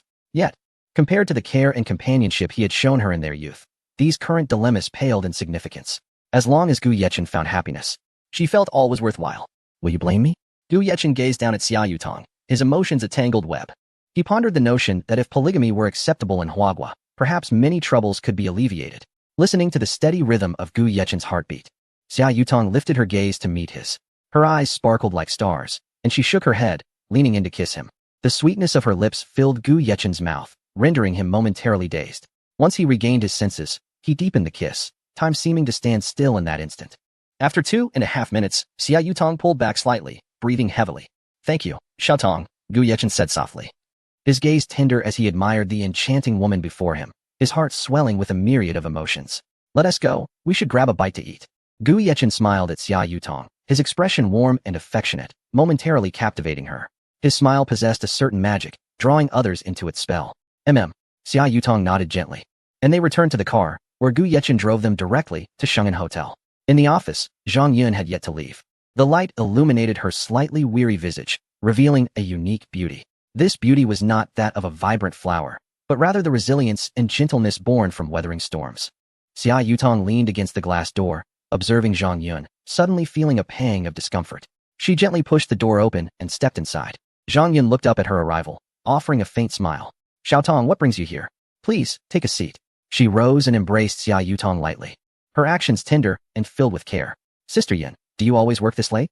Xia Yutong inquired, concern etched on her brow, unsure of how to offer assistance. I've grown accustomed to it. As long as I can help Ah Chun, it's worth it. Zhang Yun poured a glass of water for Xia Yutong, her tone soothing, reminiscent of a babbling brook that instilled immense comfort. By the way, what brings you here today? Zhang Yun asked, her curiosity piqued, as it was unusual for Xia Yutong to be here at this hour. I came with Yi Chun to invite you for dinner, Xia Yutong replied, playfully grasping Zhang Yun and Appo's hand, her expression adorably bright, as though her smile could dispel all shadows. Zhang Yun was taken aback. She anticipated Gu Yechen and Appo's visit. Having seen him not long ago, though she longed to be with him, she hesitated to disrupt his plans. Did he not come with you? Zhang Yun inquired with a smile, unable to suppress her curiosity, her voice tinged with subtle anticipation. I'm in Bali, Xia Yutong teased, her lips curling into a playful smile, her eyes sparkling with mischief. You little rascal, why so mysterious? Zhang Yun playfully poked her arm, feigning annoyance. Though her expression showed mock reproach, her eyes glowed with affection. Gu Yechen stood outside, observing the harmonious interaction between the two women, a satisfied smile gracing his lips. His gaze was tender and filled with deep emotion, his heart overflowing with warmth, as if he possessed the entire world. He pushed the door open and entered. Upon seeing Gu Yechen, Zhang Yun immediately stood, her eyes reflecting surprise at the depth of emotion in his gaze, typically reserved for intimate moments. Still working? Gu Yechen took Zhang Yun's hand, sitting beside Xia Yutong. He casually draped an arm around both women's shoulders, his demeanor natural and intimate. I was about to take a break for dinner when you both arrived, Zhang Yun replied. Her cheeks flushed. In this context, she felt shy and hesitant, her thoughts racing. How could the three of them share a room? The notion was too overwhelming. Let us go eat together, Gu Yechen suggested with a smile, leading the two women out of the office. As they entered the restaurant, the soft lighting and soothing music enveloped them. They settled at a table and placed their orders. You've been working hard lately, Gu Yechen remarked, directing his attention to Zhang Yun. It hasn't been difficult. Serving you is my greatest joy, she replied, her voice warm and sincere. Zhang Yun softly remarked. Xia Yutong, smiling beside her, responded, it is truly wonderful for us to be together like this. Although her words conveyed warmth, a hint of discomfort lingered beneath the surface, yet it mattered little. As the dishes were served, the three of them dined and conversed, enveloped in a cozy and harmonious atmosphere. Chapter 315. The Decision of Subnorth Boss. We have clarified the situation, a junior member said nervously, eyeing Subnorth. Sitting in his chair, Subnorth put down his cigar and inquired, what are the results? Speak up, I wish to know. Not long ago, a subordinate of Fong who attempted to assault Gu Yechen's woman, only to be met with Gu Yechen's wrath, resulting in a beating and subsequent detention by the police. Continue, Subnorth urged, his expression darkening upon hearing the news. The death of one of his capable subordinates over a woman was an intolerable affront to him. Upon receiving the news, Fong Hu dispatched 100 men to intercept Gu Yechen while he was driving. Unexpectedly, Gu Yechen's formidable skills led him to defeat them all. The junior member, sensing the worsening expression on Subnorth's face, hesitated to continue, fearful that a single misstep could lead to his demise. Speak. Why are you stalling? Subnorth barked in anger. Yes. The junior member, startled, continued. Afterward, Gu Yechen came to the casino, winning 50 million with just $100. Fong Hu refused to let him go, leading to a brawl. The outcome was Fong Hu's death, and the police soon raided the scene. Bang! Upon hearing this, a wave of fury erupted from Subnorth, his presence radiating with overwhelming power. As a mid-stage 9th-tier martial artist, the pressure he exerted forced the junior member to his knees, blood spilling from his mouth. Leave now, Subnorth commanded. Regaining his composure but resolute in his decision, Gu Yechen must die. Since the establishment of the Dragon Gang, none who dared to provoke them had met with a favorable end. Yes, boss. The junior member hurriedly exited, terrified of accidentally provoking Subnorth's wrath. Guiying, come to me, Subnorth called, his expression darkening further. Moments later, a shadow clad in black stood before him, obscured in darkness. Without speaking or careful observation, one could hardly discern their gender, identifiable only by certain features as male. Boss Su, you called for me? The man spoke, his tone icy and devoid of warmth. Guiying, Fong Hu is dead. The opposing force has reached the martial artist realm, estimated to be at least high-level 7th tier, possibly even mid-level 8th tier. I need you to handle this. Subnorth tossed a photograph of Gu Yechen. Guiying glanced at it, nodded, and departed. Guiying was one of the 4 guardians of the Dragon Gang, his strength peaking at the 8th tier martial artist level, ranking 4th among the guardians, only surpassed by Subnorth and another guardian. With Guiying intervening, Gu Yechen would either die or be gravely injured. Subnorth had initially considered taking matters into his own hands, but decided against it, recognizing that Gu Yechen's strength was only at most 8th tier. Such matters were beneath his direct involvement. Meanwhile, Gu Yechen and his companions returned to the hotel after dinner. In the room, the atmosphere was charged with warmth and alluring silhouettes, the soft lighting enhancing the beauty of the two women. To die under the peony blooms is to be a romantic ghost. One could understand why ancient emperors ceased morning court sessions. It seemed to hold profound truth. The next morning, at 7:30, Xia Yutong had already departed, unwilling to face the awkwardness of the prior night that had left her feeling utterly embarrassed. Gu Yechen awoke at 8, and Zhang Yun ordered a pot of congee from the kitchen. Neither mentioned the wildness of the previous night, though one could faintly observe the blush on Zhang Yun's cheeks. I wish to transfer you to the Shungin Group to manage all hotels under its umbrella. This way, you'll become acquainted with the general manager and lessen your burden, Gu Yechen said, while sipping his congee. For Zhang Yun, being Gu Yechen's first woman, she had always been diligent and devoted. Should they marry, she would undoubtedly be a supportive wife, but alas. I will follow your arrangement, Zhang Yun replied softly, unsure if she could handle such a significant role, having never managed anything of that scale before. You can do it. I believe in you. Gu Yechen's gaze was filled with trust and endless affection as he looked at Zhang Yun. All right. With determination, Zhang Yun resolved to embrace this opportunity. After breakfast, Gu Yechen spent some time with Zhang Yun. Take this, he said, presenting her with a physique-enhancing elixir. Without hesitation, Zhang Yun swallowed it with warm water. As the elixir entered her stomach, its effects quickly manifested. She felt a sharp, albeit not overwhelming, pain coursing through her body. Gu Yechen held her tightly, kissing her lips to offer comfort.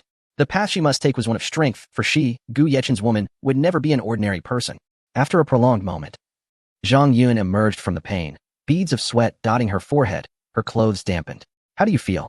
Gu Yechen asked, cradling her face with tenderness. I'm fine. I feel as if my body is undergoing some transformation. It's a peculiar sensation, difficult to describe, but it feels as if my body has changed, Zhang Yun replied, gazing at herself in bewilderment. Chapter 316. Leijigua's comrade, you are consuming a body-enhancing elixir, which is why you are experiencing a transformation in your physique, Gu Yeqing remarked, gently embracing Zhang Yun and allowing her to rest against his chest as he smiled. His smile radiated warmth, as if it could dispel all shadows. Zhang Yun was momentarily taken aback, her disbelief evident.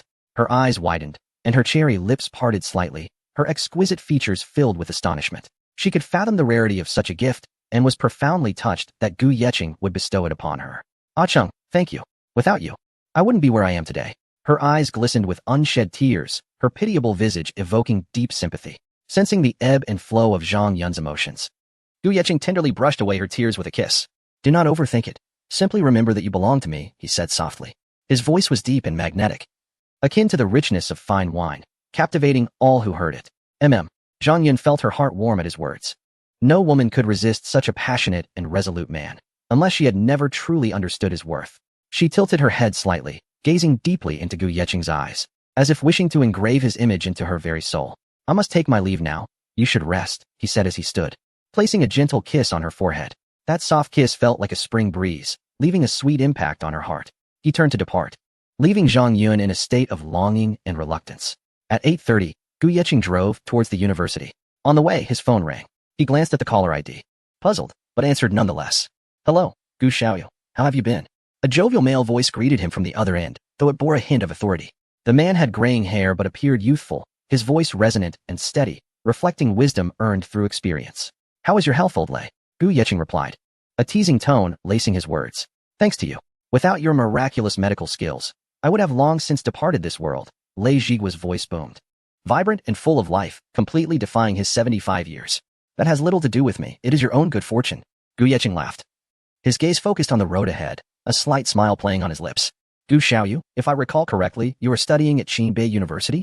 Suddenly, Lei Zhigua's tone shifted, growing more serious, which prompted Gu Yeqing to furrow his brow. Indeed, I am currently at Qingbei. Is there something you need, old Lei? Gu Yeqing felt a sense of curiosity brewing within him, sensing that there must be a reason for the call. Well, I have an old comrade in Kyoto whose health is deteriorating rapidly. The doctors have issued their final verdict, indicating he has only a few days left. I would like to ask if you could take a look. Lei Zhigua and Apos' voice bore a grave tone, filled with concern for his comrade's fate. Do you wish for me to see if I can save him? Gu Yeqing responded, feeling a deep respect for those who had dedicated their lives to serving the country.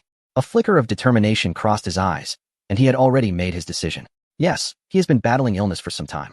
I only learned of his condition recently, as his son reached out to me after my own health improved. Otherwise, I might never have known, Lei Zhigua lamented, his voice laced with regret and helplessness. Reflecting on their past as brothers forged in the fires of war. I understand. Please send me the address. I shall see him, Gu Yeqing said, considering it a small favor, especially for someone who had made significant contributions to the nation. Excellent. I will send you the address.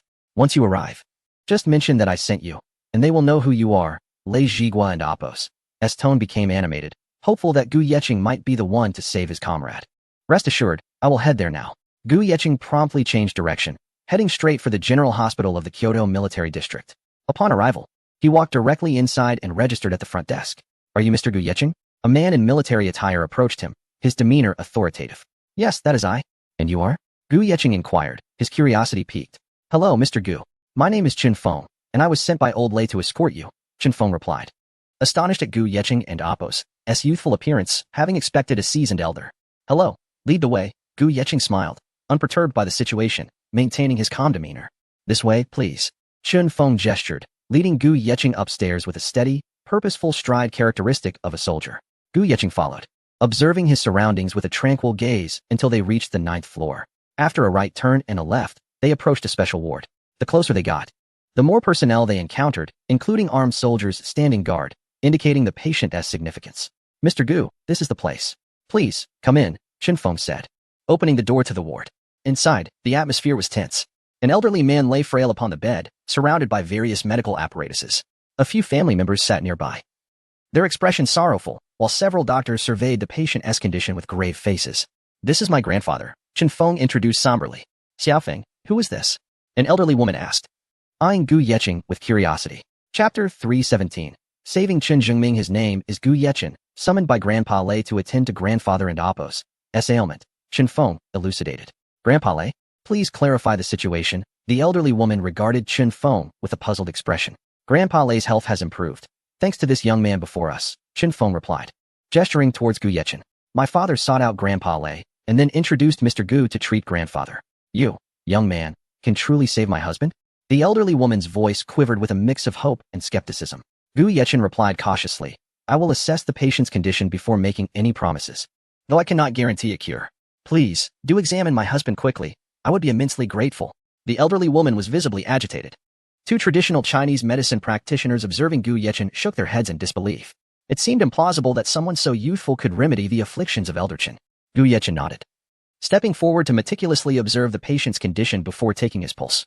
After a brief moment, his brow furrowed slightly. The hospital scans indicated a dire situation. The onlookers felt a surge of tension. In traditional Chinese medicine, a frowning practitioner often signified grave illness. What is the prognosis? The elderly woman asked, her voice trembling. The situation is not particularly optimistic, yet there remains a glimmer of hope, Gu Yechen contemplated before responding. The family member's eyes ignited with a flicker of optimism. The elderly woman's demeanor brightened. Mr. Gu, you must save my grandfather. Chen Feng exclaimed, nearly forgetting his military decorum in his excitement. Gu Yechen nodded and began contemplating a treatment plan. He retrieved some acupuncture needles from his system space, preparing to administer treatment. At that moment, a commotion erupted outside the ward. Let me in. I must see my father. A woman in Dapo's voice called out. Chen Feng furrowed his brow and stepped out to investigate. Before long, he returned with a young woman in tow. This is my sister, Chen Yu, Chen Feng introduced. Chen Yu scrutinized Gu Yechen with skepticism. Having rushed over upon hearing of her grandfather's potential recovery. Can he truly succeed? He seems so young, she murmured softly. Undeterred, Gu Yechen focused intently, deftly inserting the silver needles into the patient. As the needles were placed, the patient's complexion gradually regained some color. The two traditional practitioners watched in astonishment, witnessing a long-lost technique, scarcely documented in medical texts and rarely seen in practice.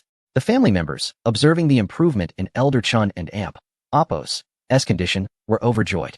After a substantial treatment session, Gu Yechen withdrew the needles and announced, the condition is temporarily stabilized, but further care is necessary. The Western doctors were left dumbfounded. They understood all too well that Elder Chen's situation had seemed hopeless, and yet here he was, showing signs of recovery after the young man's 13-needle treatment. Director, what on earth is happening? A young physician gasped, utterly astonished by the miraculous turn of events. It must be sheer luck. After all, Elder Chen's condition was beyond salvation. The director mused. Yet, for the two esteemed practitioners of traditional Chinese medicine, this was nothing short of a seismic revelation. Young friend Gu, might I inquire if the needle technique you employed is the long-lost 13 deadly needles? An elder asked, his voice quivering with excitement. Indeed, your perception is sharp. Gu Yechen replied with a slight smile. The two elders were momentarily struck dumb. To hear confirmation of something thought extinct was akin to a thunderclap. May I ask where you learned this skill? One elder inquired, visibly moved. At that moment, Gu Yechen remained silent, as Elder Chen began to regain consciousness. Albeit still in a precarious state, though significantly improved from before. Elder Chen, I was sent by Elder Lei to assist you. There will be some discomfort shortly. So I hope you can endure. Gu Yechen spoke solemnly, uncertain of Elder Chen Zhongming's resilience, given his condition was more severe than that of Lei Jigua. Fear not. I have weathered far worse than mere pain, Elder Chen replied, his expression one of reassurance. He regarded Gu Yechen with appreciation, recognizing the young man's potential as an admirable choice for a son-in-law. Would it be possible for everyone to step outside, leaving only Chen Feng? Gu Yechen suggested tentatively, as the body enhancement pill had yet to be revealed to the public. Following Elder Chen's instruction, everyone exited except for Chen Feng. Are we ready to begin? Elder Chen's expression resembled that of a father-in-law observing his daughter's suitor. Gu Yechen nodded and produced a body enhancement pill, presenting it to Chen Zhongming. Elder, consume this. You will experience approximately half an hour of pain, but once past that, you will feel rejuvenated, potentially extending your years. Chen Zhongming appeared contemplative, but he harbored no doubts. Trusting in Lei Jigua and Amp, Appo's recommendation and the military hospital and Amp, Appo's endorsement. Upon ingestion, the pill reached his stomach, triggering a wave of pain that caused him to grimace. Yet, he soon felt a warm current coursing through his body, as if revitalizing his very being, leaving him astonished. What is this miraculous substance? Elder Chun gazed at Gu Yechen with awe, realizing the profound allure of the pill. I cannot divulge its nature just yet. But you will come to understand in due time, Gu Yechen replied enigmatically. After half an hour, Chen Zhongming assessed his bodily functions, astonished to discover he felt significantly younger, as if several years had been stripped away. Young friend Gu, I am truly grateful to you and old Lei. Elder Chen exclaimed, grasping Gu Yechen's hand with fervor. Might I inquire if you have a girlfriend? Elder Chen asked, his gaze earnest. Gu Yechen paused, taken aback by the unexpected question, yet he nodded. Upon learning that he had a girlfriend, Elder Chen sighed heavily, lamenting that his granddaughter, a beauty of extraordinary grace, might be unattainable. At that moment, a throng of people entered the room, their expressions reflecting shock at the scene before them. "Elder, how do you feel?" the elderly woman exclaimed, her heart swelling with joy upon witnessing her husband standing upright. Chapter 318. Chun Yu's condition. Chun Zhengming rose from his seat, stretching his limbs, and was pleasantly surprised to find everything was as it should be, with no discomfort whatsoever. Unable to contain his joy, he leaped slightly, confirming that he had indeed regained his health.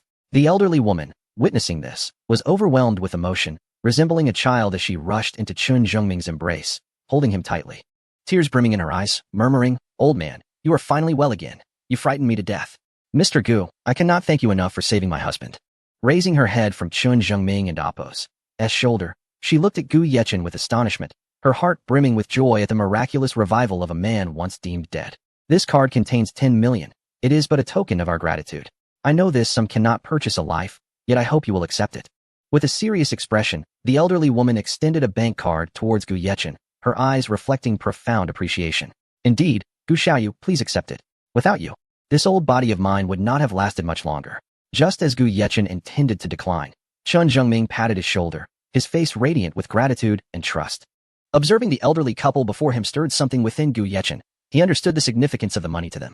Yet, his philosophy dictated that he never sought rewards for aiding those who contribute to the nation. Ultimately, he was swayed by the couple and Appo's sincere expressions and relented, saying, "Very well. If that is the case, I shall not refuse. By the way, Gu Xiaoyu, what do you think of my granddaughter?" Chun Zhengming inquired, his eyes gleaming with love and anticipation for his granddaughter. Chun Yu, overhearing her grandfather and Appo's words, felt a pang of displeasure. With her beauty, she was not lacking in admirers. She pursed her lips, her gaze reflecting her disbelief. She thought to herself how her grandfather could be so short-sighted. Although Gu Yechen was skilled in medicine and strikingly handsome, he was still too young for her taste. As Gu Yechen glanced over, he beheld Chun Yu standing nearby, adorned in a delicate pink dress, her long hair cascading gracefully, her countenance exquisite, and her demeanor refreshingly elegant. He narrowed his eyes slightly, as if scrutinizing something. Name: Chun Yu. Age: 24. Attractiveness: 95. Health condition: early-stage liver cancer. Development instances: 0. Feeling somewhat uncomfortable under Gu Yechen and Appo's gaze, Chun Yu turned her head, flushing as she attempted to avoid looking at him. Noticing Gu Yechen's unwavering attention on his granddaughter, Chun Zhengming's heart swelled with happiness. He glanced at Chun Yu's bashful demeanor and felt elated. His granddaughter had always been indifferent to suitors, yet here she was, blushing in the presence of Gu Yechen. He chuckled and asked, "Xiaoyu, what do you think of my granddaughter?" "Indeed, both her beauty and figure are remarkable." However, Gu Yechen stroked his chin, his expression contemplative, though a flicker of concern crossed his eyes. Chun Zhengming's heart sank at the word however, prompting him to ask urgently, "However, what?" "Miss Chun, this is a hospital. I recommend you visit the hepatobiliary department for a checkup regarding your health." Gu Yechen decided to speak up, unwilling to conceal the truth and allow Chun Yu to miss the optimal treatment opportunity. Upon hearing Gu Yechen's words, Chun Yu turned her beautiful eyes toward him, noticing his earnest expression as he nodded. She felt a twinge of confusion. Was he referring to her own health? "Mr. Gu, is there something wrong with my Yua?"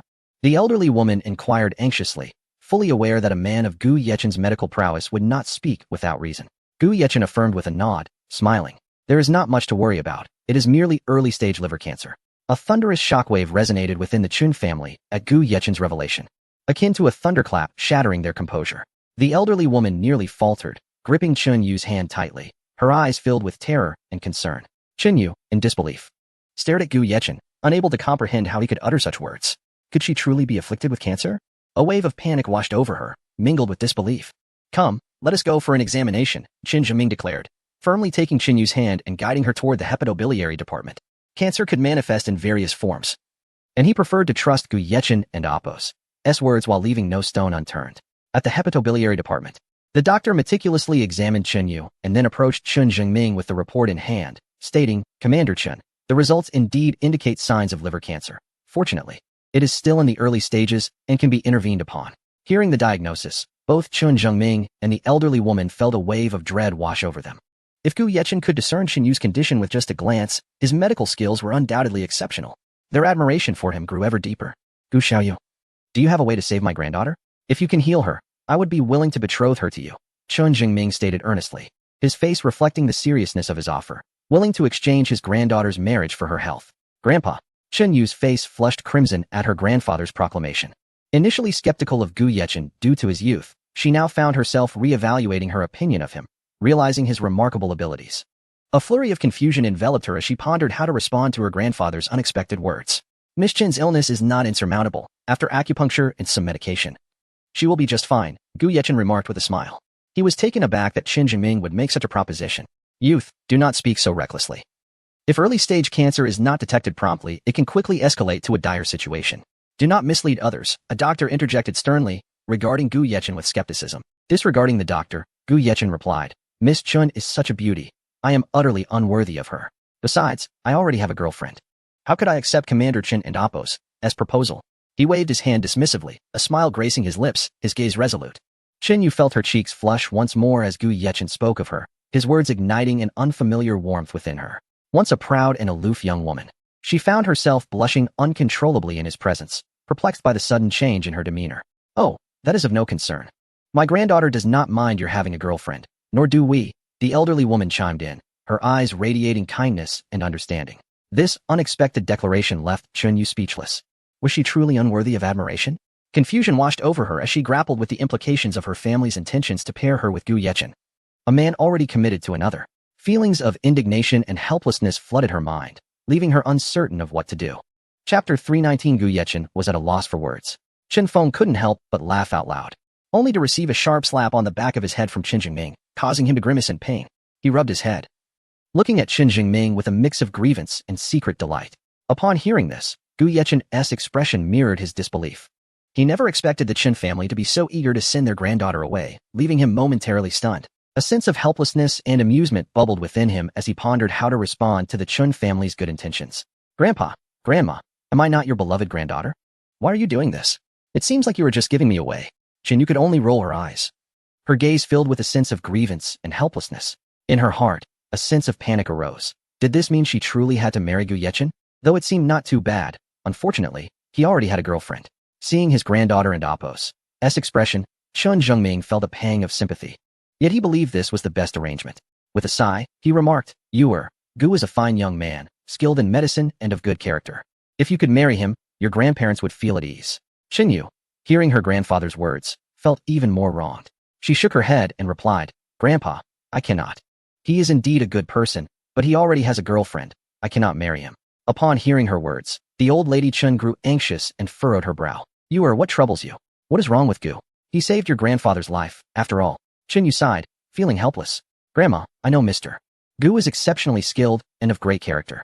However, I cannot simply marry him because I refuse to become a third party or steal someone else's boyfriend. Gu Yechen secretly nodded in agreement, acknowledging Chun Yu's admirable qualities. The old lady Chen suddenly realized they had forgotten about Gu Yechen's relationship. She shook her head and looked at him, saying, Mr. Gu, I apologize for the misunderstanding. You and Appos, please do not blame your grandmother. It and Appos, it's all right, Grandma. Mr. Gu is so talented and handsome. Even if we cannot become lovers, we can certainly be good friends.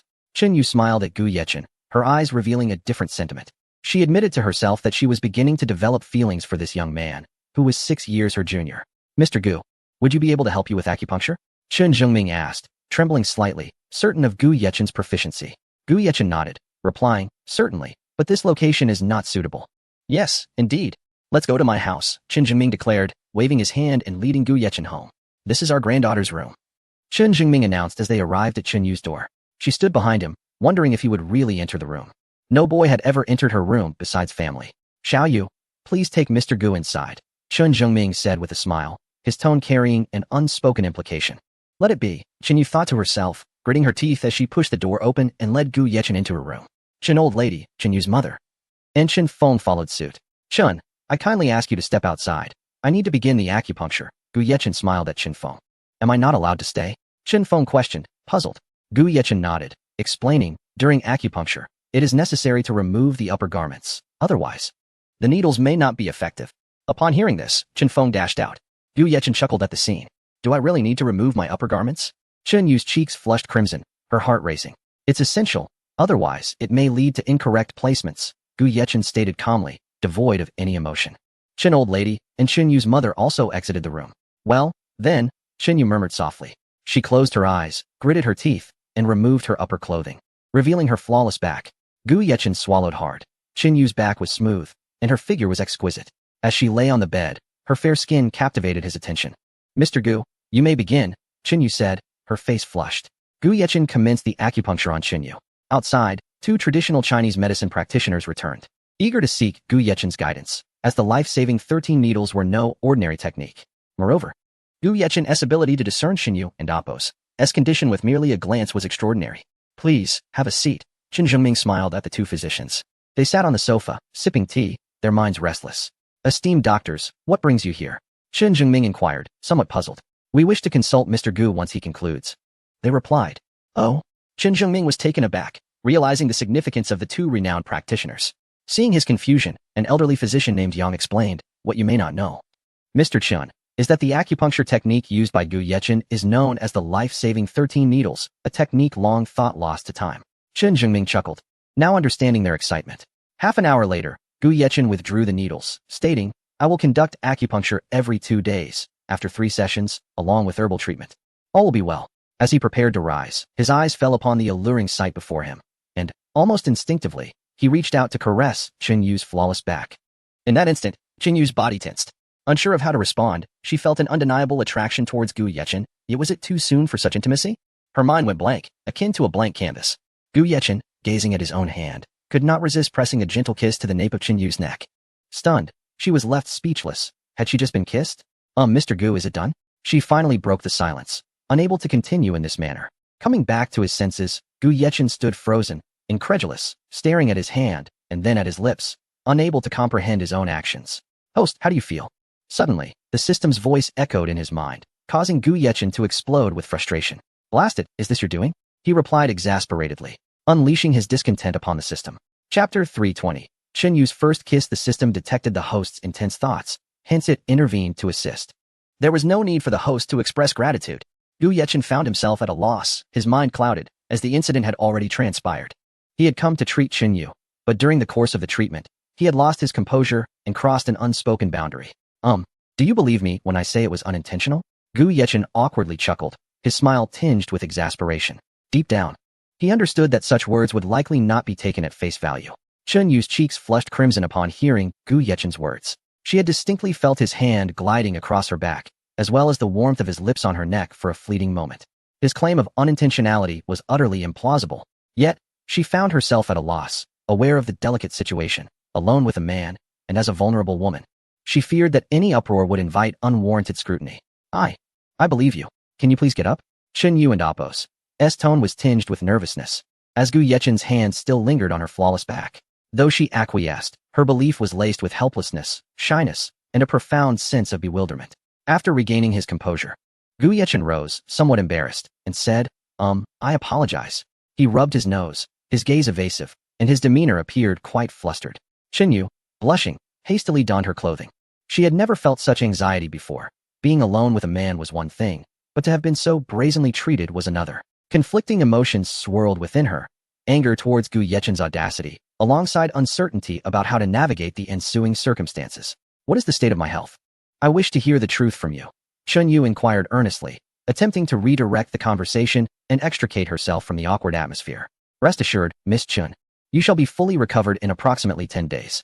I will administer acupuncture twice more, and you need only follow the prescription I provide for the next 10 days. Gu Yechin replied, relieved that Qin Yu had chosen not to dwell on the earlier incident. He hurriedly outlined the treatment plan to ease her mind. Thank you. Qin Yu responded, her gaze towards Gu Yechin a complex blend of gratitude, reproach, and an indescribable emotion. There's no need for formality. My assistance in saving your grandfather fortuitously extends to you as well, Gu Yechin remarked with a smile, aiming to alleviate the tension with a light-hearted tone. Mr. Gu, was your touch pleasant? You even stole a kiss on my back, leaving me in quite the predicament. Qin Yu teased, her cheeks aflame. She had intended to use humor to dispel the awkwardness, but was taken aback by Gu Yechin's candid reply. Gu Yechin's face flushed with embarrassment. He had not anticipated Qin Yu would openly address the matter. It was rather delightful. How could I resist?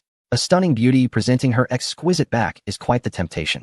He responded, unabashedly embracing her jest. Qin Yu's face turned an even deeper shade of red. Gu Yechin's frankness left her at a loss for words. What had begun as an attempt to lighten the mood now left her grappling for a response. Shall we step outside? Qin Yu suggested. hastily adjusting her appearance before making for the door. She longed to escape the room and the disorienting atmosphere that enveloped them. As Gu Yechen observed Chun Yu's graceful form, his thoughts wandered. Chun Yu sensed his gaze, and, upon looking back at him, felt a wave of shyness wash over her. Her heart raced, and the weight of the previous encounter hung heavily between them. Seeing her flustered demeanor, Gu Yechen strode forward and enveloped her in his arms. The suddenness of his embrace left Chun Yu momentarily stunned, unsure of how to react. She knew she should resist and push him away, yet her body seemed to betray her. Noticing her lack of resistance, Gu Yechen released her,